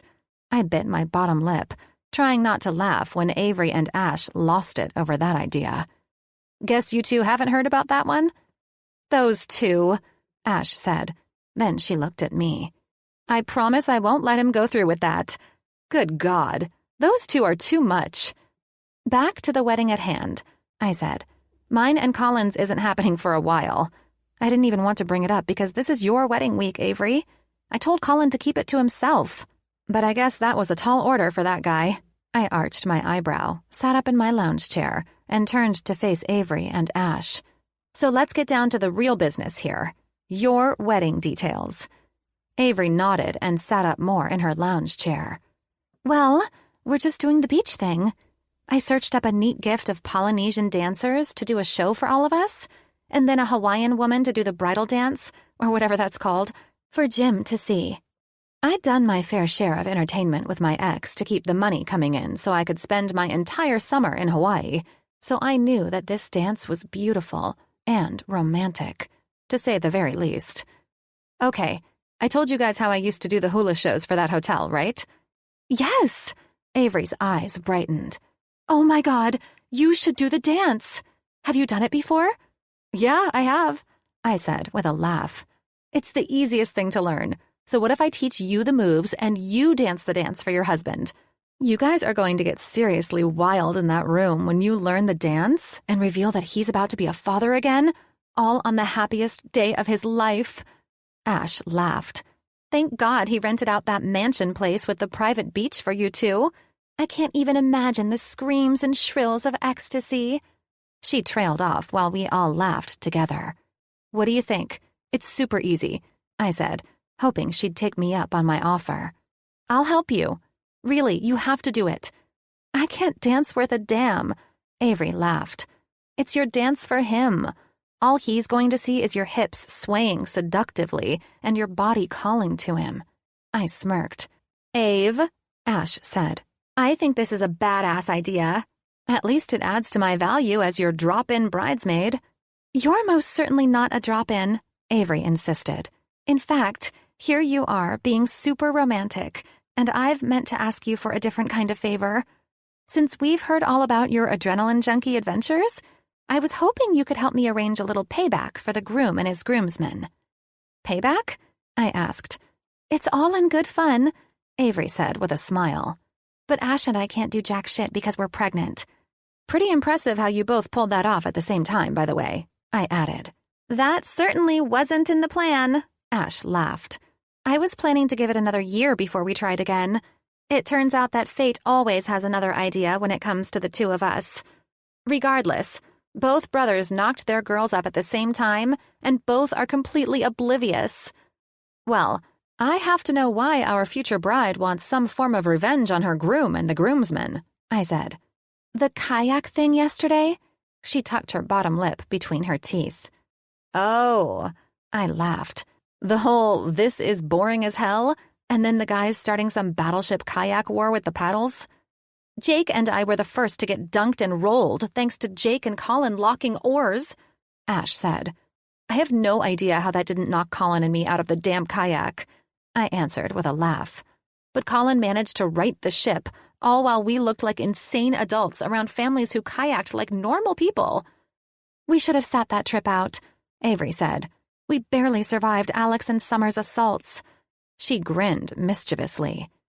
"So I remember that you mentioned something about you kayaking on some rapids when you lived here on the Big Island. Is there any way you can get the guys over to where you lived and did stuff like that tomorrow? I think it would be a fun gift of payback. And if you do it, you have to record it." "Isn't tomorrow their bachelor day?" Ash laughed. "What better way to celebrate that by kicking it off with a gift from us gals?" "Okay," I started. "I've done some pretty crazy shit in my life, and kayaking Wailuku River might be one of the craziest. There's Rainbow Falls, and we went over that while navigating through the rapids. I don't want to get the guys killed or anything. This is on the island of Hawaii, right? Ash asked. Yeah, that's where my ex lives now. He does the tours on that river. But I think Colin will kill me if you two want me to put them in their place in front of Coy. Colin prides himself on his confidence. Avery smirked. Especially when it comes to you and him. Her eyebrow arched. I think the men deserve a fun kayaking adventure, don't you? Wait, what are we talking about? I heard Summer, Jim's former secretary and Alex's on and off girlfriend, say from behind my lounge chair. I wasn't the judgy type, but something seemed a bit off about Summer. The girl was insecure about her relationship with Alex. Even a person who wasn't trained in psychology, watching behaviors and mannerisms, could determine that. I mean, she was a knockout, but it was plain to see that Alex struggled to settle down with her. I would have dumped Alex's sorry ass by now if it were me. This girl was arm candy for him, and I wished that she had more self-worth to see that she should kick any man who treated her that way to the curb. Don't get me wrong, Alex was a great guy with a stellar personality, but some people were tougher to crack in the romance department. All I know is that if Colin were using my ass the way Alex seemed to be using Summer, there would be no Colin and Elena. What the hell did I know, though? Alex was wealthy, like the rest of these billionaires, and his looks added to all of that. Maybe she was the one who was using him. Elena's going to lead the guys out on a more adventurous kayaking trip tomorrow, Avery said with a smile. It's what they get for the kayak wars they pulled on all of us yesterday. You sure they'll be okay with that? Summer asked. If not, they can back out, I answered with a shrug and smile to her confused expression. Well, I planned to get a massage with Alex before the wedding, she said. If Alex wants to get a massage, then he doesn't have to go, Avery answered with a smile, but I could tell Summer's tone annoyed her. Well, I need some sun. They all look so happy out there, Summer said, eyeing the men with the kids on their surfboards. Yeah, 10 minutes says sunblock needs to be reapplied on these kids, or my dad and Carmen are going to hate us when they babysit, Ash said. So what do you say? Avery asked me. I know Jim will love this. It's the best gift I can think to give him and the guys. So long as you let me sneak in a few dance lessons and you dance for your husband on your wedding night. It's a deal, Avery smiled. That evening, we all sat around an open fire pit that had been arranged for the wedding party, most likely because Jim had some nice cash on hand to ensure everything was perfect for his bride's big day that was only 2 days away. So, Colin said, his arm around me while he lazily stretched his long legs out toward where the group sat all around us. What are you ladies going to do while we boys go and show Jim what he's going to miss after he's married? I nudged Colin in his side while Jim laughed, his emerald eyes vibrant while he held Addison. The fun and wild little spark of bouncing energy had just fallen asleep on Jim in the cutest way. She was halfway through telling all of us about singing in her Christmas program when she leaned back into Jim's chest, turned her head to the side, and fell asleep mid-sentence. Avery laughed as she brushed Addie's hair out of her face so Jim could readjust her to a more comfortable position to sleep, and then Avery leaned into her man's side. I'd spent the afternoon teaching Avery the beautiful moves of the song she'd dance for Jim on their wedding day, and I will say, the girl could move her hips. Even Ash played along. But Summer? God help that poor, miserable soul. Sadly, I didn't think Summer wanted to be here at all. I didn't have enough information to make an informed estimation of her situation, but things were not running smoothly. That much was blatantly obvious. I watched as she tried to talk business with Jim, saying anything she subtly could to convince her former boss to rehire her, but that was not happening. Every time she spoke to him, Jim's face became stone cold. It was just plain awkward, and the poor girl continued to make things uncomfortable for herself more and more. Even now, while Alex and Jake were in some silly conversation, she sat stiffly by Alex's side when it was apparent that he'd given up on enjoying her company an hour ago. "Mommy, I want Uncle Call," John grumbled, fighting off falling asleep. "John, I'll take you back to the room and you'll go to bed there," Ash said sternly, while Jake turned to try and pull his grumpy son into his arms. "Get over here, stooge," Colin said, sitting up on the outdoor sofa he and I shared across the fire. I smiled when John was turned loose, glared at his parents, and then walked over to where Colin's arms were stretched out. "Why are you such a little monster tonight?" Colin asked, bringing John into his arms. John melted against Colin's chest, and I chuckled when he laid his head on Colin's shoulder, and Colin leaned back casually. John smiled at me, and I ran my finger over his little nose. "Are you fighting off Mr. Sandman?" I asked. His heavy lids opened and closed slowly. "No," he wrinkled his nose. "Yeah, you are," Colin said, crossing his legs out in front of him and relaxing back, shifting John into his left arm and draping his right arm around me again. "And you're going to win that fight, aren't you? Mr. Sandman doesn't stand a chance against that boy," Jake said with a laugh. "You still want to play with your papa and Tita?" Colin asked, referring to Ash's dad and stepmom, who had gone to a hotel in Maui for the night, enjoying the night off from the kids, the adult ones and the toddlers. "I heard they want to take you to the zoo to pet the dolphins," Avery said with a smile. "Addie fell asleep so that tomorrow would come faster for her to go." "You hear that, champ?" Colin asked. Then he lowered his voice when John grumbled something, so exhausted that no one could discern his response. "Just act like you're asleep, bud. Uncle Colin won't tell anyone." Jake rolled his eyes. "Fake sleep." He looked at Ash. "I'll take him up if—" "No one's taking this boy," Colin interjected with a smile. "He's perfectly comfortable. Now, what the heck were we talking about? Summer?" Colin said, and I shook my head, knowing Colin was antagonizing the miserable woman. "Huh?" she said, pulling her face from her phone. "I have no idea." She glared at Alex as if it were his fault that she had to sit out here with all of us, even though we'd all tried plenty of times to include her. Her misery was self-induced. "We were talking about the plan Avery has for the four of you tomorrow," I said, saving Summer and Alex the trouble of Colin poking at her. "Remember I told you that I lived here?" "Yeah, with that goldfish dude." He smirked at me. "Coy," I played back with a smile. "Stop calling him that. He's actually going to help Avery by doing this for all of you. I'll be there too." I arched an eyebrow at him. "To video," I added with wide eyes. Colin chuckled. "This sounds like more of a scheme with ex-boyfriends than a gift." He looked over at Avery. "What are you ladies up to? And is this the reason you three took off today after lunch?" "Part of it," Avery answered. "It's an awesome plan." She looked at Jim's questioning expression.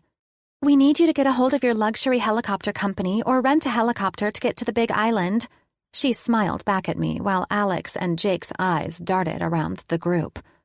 "You four turned our peaceful kayak tour into some water war because you were bored." Ash teased Jake's curious expression. "So, Ave arranged for Elena's friend to give you a more advanced and exciting kayak tour." Colin shifted some to look at me. "So, is this coy friend of yours going to show us what's up when it comes to kayaking? Trust me, us four have done some crazy advanced shit while riding rivers in kayaks." "That's why I'm Avery's designated video-taking bridesmaid," I teased him. "Hell yes," Avery said. "Thanks again for helping me out by asking Elena to be in my wedding." "God," Alex said, rubbing his forehead. "You all know we're getting our asses kicked by a local tomorrow, right?" "You're not going to that." Summer snapped out of her phone and eyed Alex. "We're getting massages." She batted her eyes at him while I felt Colin silently laughing at my side. "We're getting massages?" Alex repeated, looking at her as if she'd lost her mind. "No shit?" Colin said while Jim eyed his former secretary as if she'd been smoking crack. Jake was pinching his lips and fighting back a laugh when his eyes met Colin's after my man decided to poke this bear again. "Couples massages? You and Alex are pretty heavy these days. I don't even think Jim and Avery have opted in for the romance massage package this week." Alex exhaled, and the sharp features of his handsome face hardened. I don't recall us planning anything aside from me being here to support my best friend before his wedding. I hate to disappoint, but I didn't plan on that. You said we'd enjoy our stay here, she snapped like a spoiled brat. I think we can talk about it later, Alex said. Summer rose and glared down at Alex. This was our final chance. If you want this to work, you'll stop putting me last all the time. Holy shit, Colin muttered to where I could only hear, as Alex stood. I eyed everyone's response, trying not to be appalled at the scene that was unfolding before all of us. Jim was stoic. Avery and Ash both looked more than a little surprised, and it appeared that Jake and Colin found it somewhat amusing. Jesus, Summer, Jim finally said. If you take issue with Alex being part of my wedding and doing things with his best friend, you might want to rethink a relationship with the man in the first place.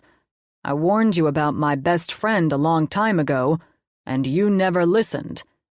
I'm sorry, Jim, she said pathetically. I don't want to ruin the wedding, but I just don't understand why Alex treats me like this. Jim's eyes grew dark, and I was starting to wonder why the man ever trusted the woman as his former personal secretary, given her maturity level. You're acting like Jim's a goddamn therapist. This is between you and me. Let's get out of here before you embarrass yourself more than you already have. Alex snapped.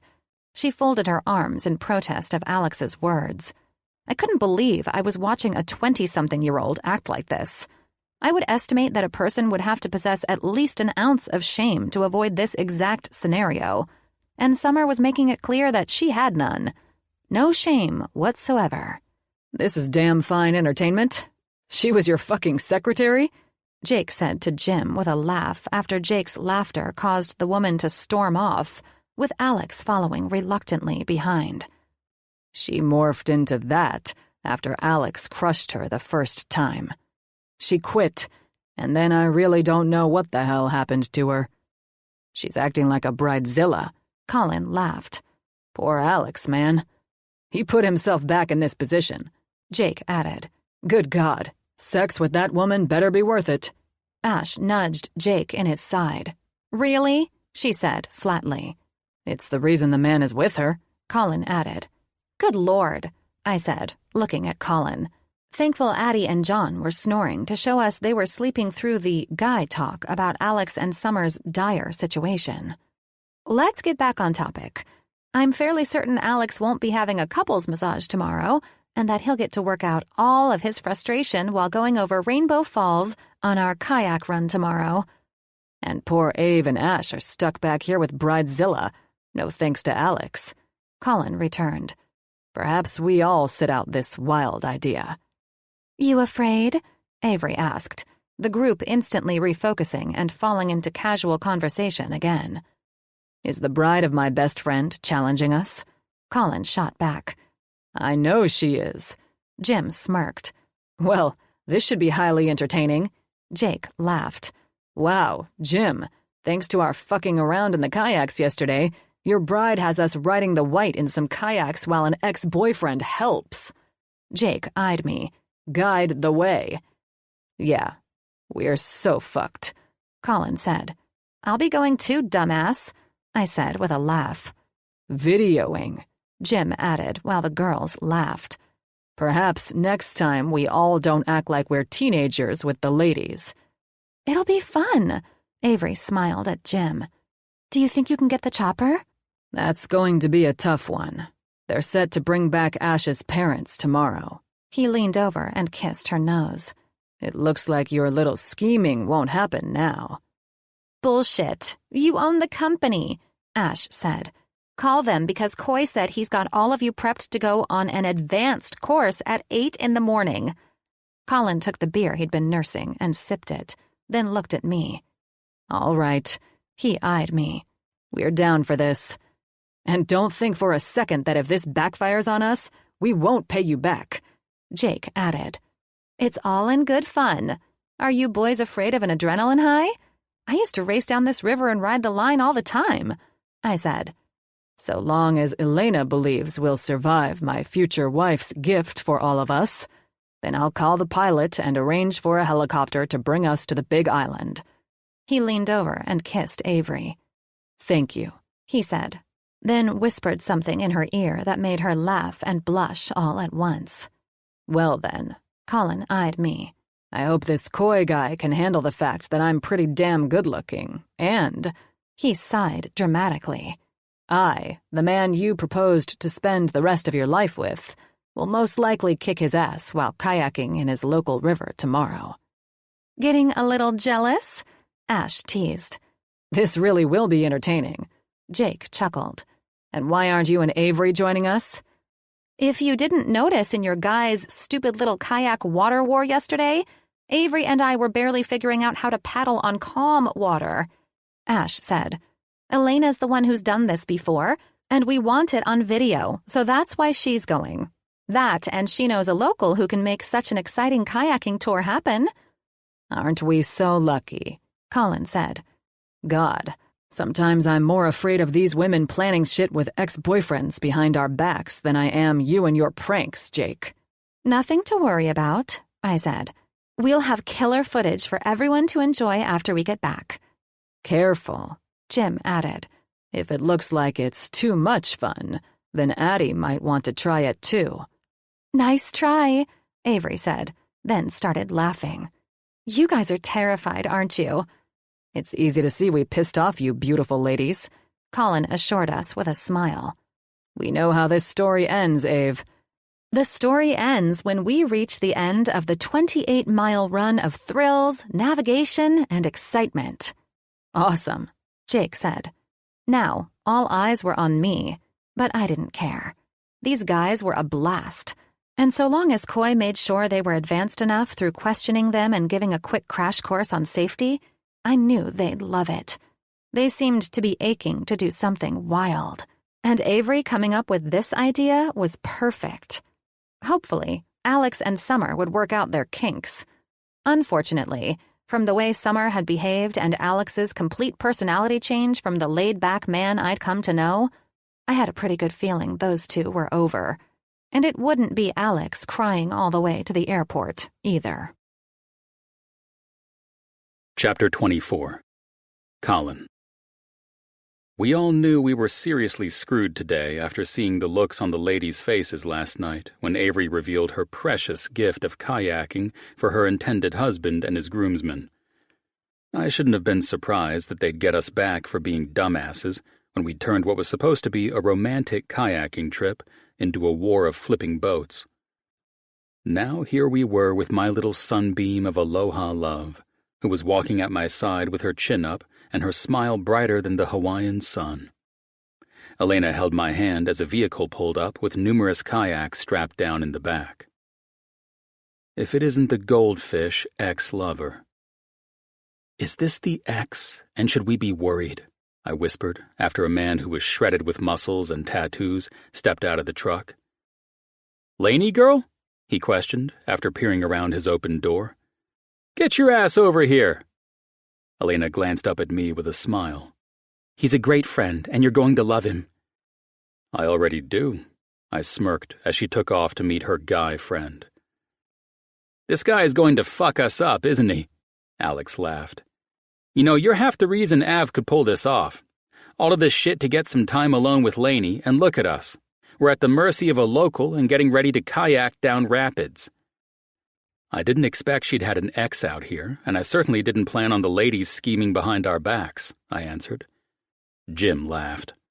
"If my ass gets kicked today and I can't enjoy my bride on our wedding night, I'm kicking your cocky ass for—" "Hold up," Jake said. He pointed over his shoulder at Elena and her ex. Poor Colin didn't expect some badass Polynesian local to be his new fiance's ex-boyfriend? Let's give the guy a break. He arched his eyebrow over his sunglasses. "It was after she graduated high school," I said, trying to size up the man who could probably kick all our asses and easily hide the bodies in some active volcano on this island. "And they're good friends.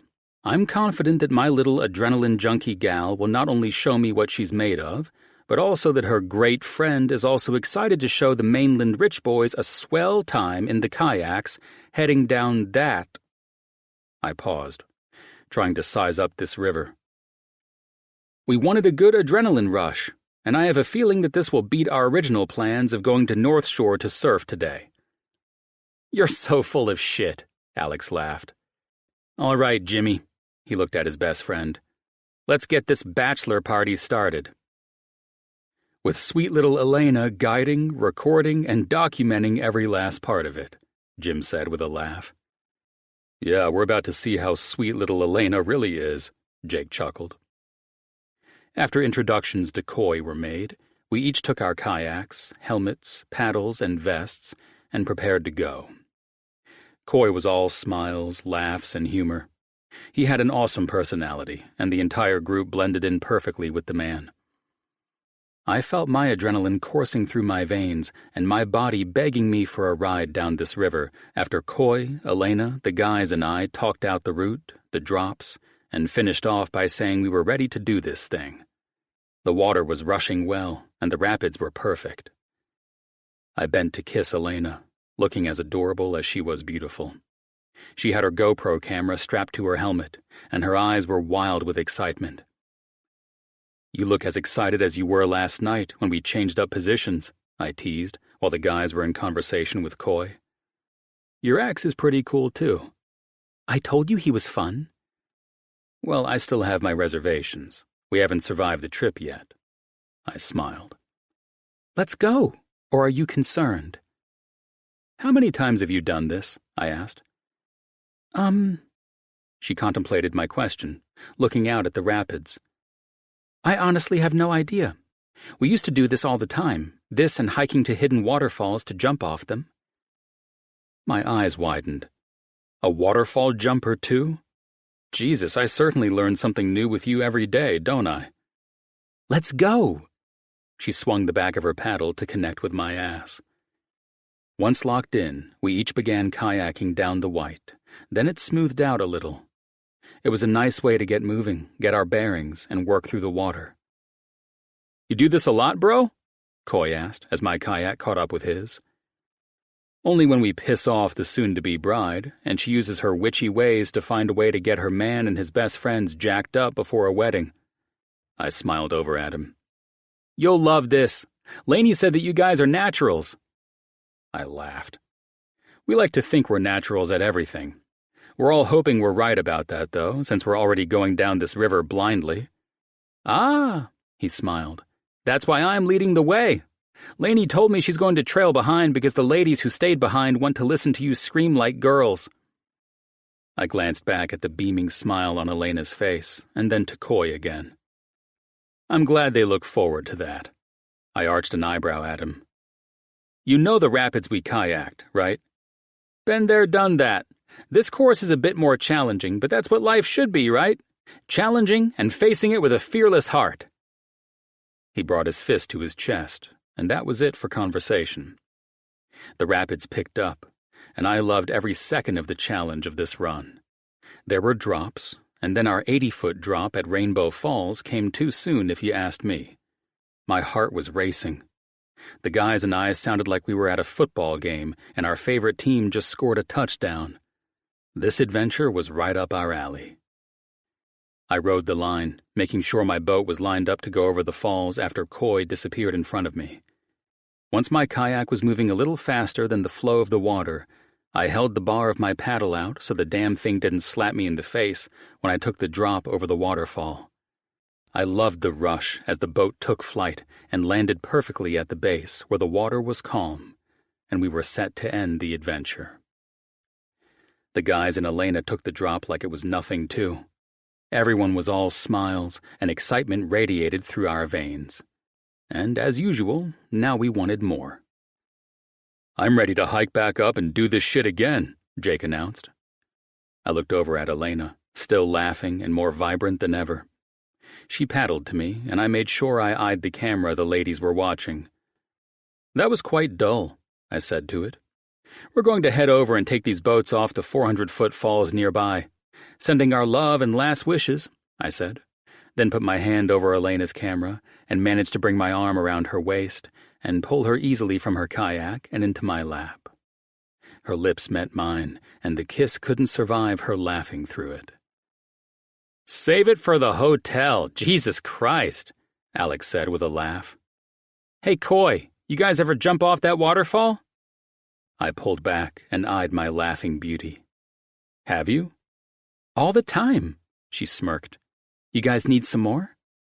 "You're the one who revved up the dark side that lurks inside the four of us," I said. Elena looked at Jim. "I was only instructed to get you down the rapids. I'm not responsible for you breaking your neck if you jump the falls." Jim smirked, pulling his sunglasses out of his vest. "My lovely future bride made you and Coy the tour guides." He smiled as Coy laughed. "She placed our lives in your hands, therefore you're already responsible for anything that happens on this island." "Let's stop wasting time," Jake said, looking over at Coy. "How do we get back up to the falls?" "You guys are pretty badass," he responded. "When we're done here, maybe my uncle will give you some tattoos that represent bravery." He raised his hands, showing us the images that told the story of his lineage on his body. "Don't you dare put them in a position to turn down that high of an honor, Coy," Elena said. "Not fair, you tricky asshole." "Yeah," I co-signed on Elena's truth, knowing it was pretty heavy to have a Samoan offer you to be tattooed by their family. Their method of tattooing was no joke either, with the comb dipped in ink and a mallet beating the hell out of your flesh to blend into your blood. It wasn't the sort of bachelor memento I had in mind when we signed up for this trip. "Yeah, we'll pass," Jim said, shaking his head. "As honored as we are for your friendship, and—" I could tell Jim was searching for the right words so as not to offend Coy while I watched my little sunshine cover her smile. "The honor—" "I'm kidding," Coy finally said with a loud laugh. "You'd have to survive the 400-foot drop at Akaka Falls before we consider you for that." "Quit teasing them," Elena said with a punch to Coy's arm. "Now let's go park these things and do some jumping and swimming." This day was all about Jim having a great time, and it was turning into me being more enthralled and captivated by my lady. It was another exciting day that had my heart rushing with adrenaline, and I was in more awe of her than ever as I watched her fearlessness. We hiked up the falls to the top, and she leapt off the side of the cliff, did a quick flip, and landed with a scream of joy into the water. Over and over she did back flips, front flips, and all off the side of an 80-foot cliff. This woman was as crazy fun as she was beautiful. Even the guys were joining in on the Elena party, and even though Lainey was having the time of her life, reliving her days of youth, she made sure she got Jim, Jake, and Alex on video for the girls who didn't make the trip to the main island. Elena and I swam around like fish, and I finally grabbed my girl to steal a kiss while Coy and the guys were jumping that waterfall. My adrenaline needs shifted to the sensations I felt by holding Elena in her swimsuit, feeling her skin, and most of all, kissing her as if it were the last time I'd have her in my arms like this. "You're beyond perfect in every way," I said, running my lips along her neck while she locked her legs around my waist. "I love you so damn much." "So does this mean you and I will go base jumping when we get back to the mainland?" she teased. "I think I'm down for anything." I smiled at her. "Is there anything you haven't done?" She pursed her lips. "I haven't climbed El Capitan in Yosemite yet," she said with a laugh. "You're shitting me." I shook my head and ran my hand over her slicked back, wet hair. "You want to do that?" "I've heard that you sleep on hammocks that are nailed into the face of that rock. It sounds like a fun honeymoon trip." "There's no way I'm fucking my new bride on some goddamn hammock that's locked into the face of a rock. We'll break the thing with the way we've been going at each other these days." "True," she chuckled. "We should plan something cool like that, though." I was thinking more along the lines of those resorts where the rooms are caves or private huts over the water in the Maldives. Shit like that. She kissed my nose. "We'll figure it out when it's our time." She draped her arms around my shoulders. Right now, it's Jim and Avery's turn. We have to respect that. Even though you almost killed her groom? Yeah, he sounded scared to death as he tackled those rapids like they were made just for him. She smiled. Hey, I have to tell you something because it's killing me. Go ahead, I said, swimming us over to a place to relax without having to tread water. What does my beautiful little sunshine have to say? Well, Avery is having a Polynesian fire dance after the wedding tomorrow night. She was going to hire a woman to dance the Hawaiian bridal dance for Jim. Hell fucking no, I said. Exactly. Elena's eyes widened with excitement. That's what I said. So I decided... Lainey, I eyed her. I know about your days of doing these shows, and while I'd love to see a video of that, you can't do that dance for Jim. Have you lost it? She laughed and splashed me with water. I'm not going to do it. Oh, thank God, I said with relief. Those assholes would never let me hear the end of it. I taught Avery the dance. The people putting on the show will start with a fun act to entertain. Then it will end with the fire dancers doing some awesome moves to usher in Avery, and the music will shift to her dancing. She picked up on it fast. I'm so excited for Jim to see this tomorrow, and then when he finds... I locked onto Avery's eyes, seeing the fear of almost letting something slip. Finds what? Nothing. She looked away from me. Doesn't that sound beautiful? I think it will be nothing less than amazing and only add to the perfect day they've waited too long for. I pulled her face back to look